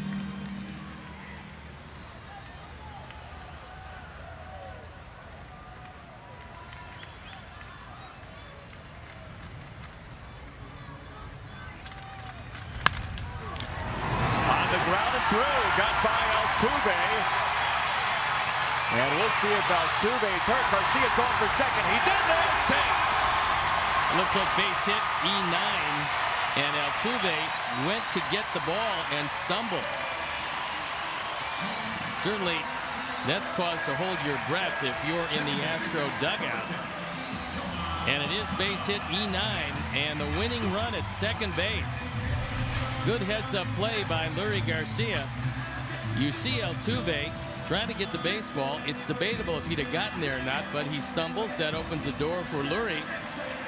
And then when he sees this, he takes off. He's hustling out of the box, takes the turn. He's looking at Reddick, and when he bobbles it, he takes off, and he's there. You know, interesting, last night, Ricky Renteria, we were talking about the situation with Garcia on the bases when he stopped right at third base on a line drive, and Ricky Renteria said, hey, on a line drive, don't stop because you're going to get doubled off the base anyway. In that situation, a ball on the ground, he takes a look, had slowed down but had enough momentum to get into second base. And now Moncada with a big opportunity to get him in and get the win.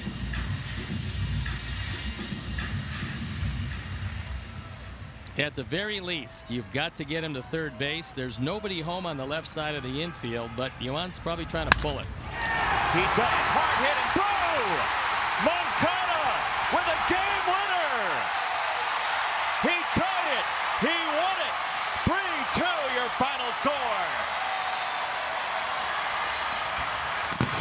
Just a brief glimpse into the future of the White Sox. Revolving around a young second baseman who's going to get better, and that should be very scary to American League pitchers.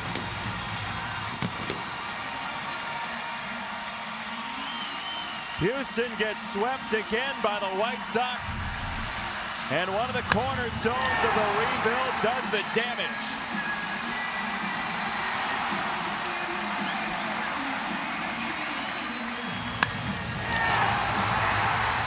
Lurie with hustle on the air, scores easily, and for Moncada, just a microcosm of what lies ahead. This is going to be a real exciting player for a long time in that White Sox uniform. Fans like to name games. Last year we had the Albers game with his hit in New York. This is the very first of many Moncada games in Chicago. Very happy man, very happy team with the sweep of the American League's best.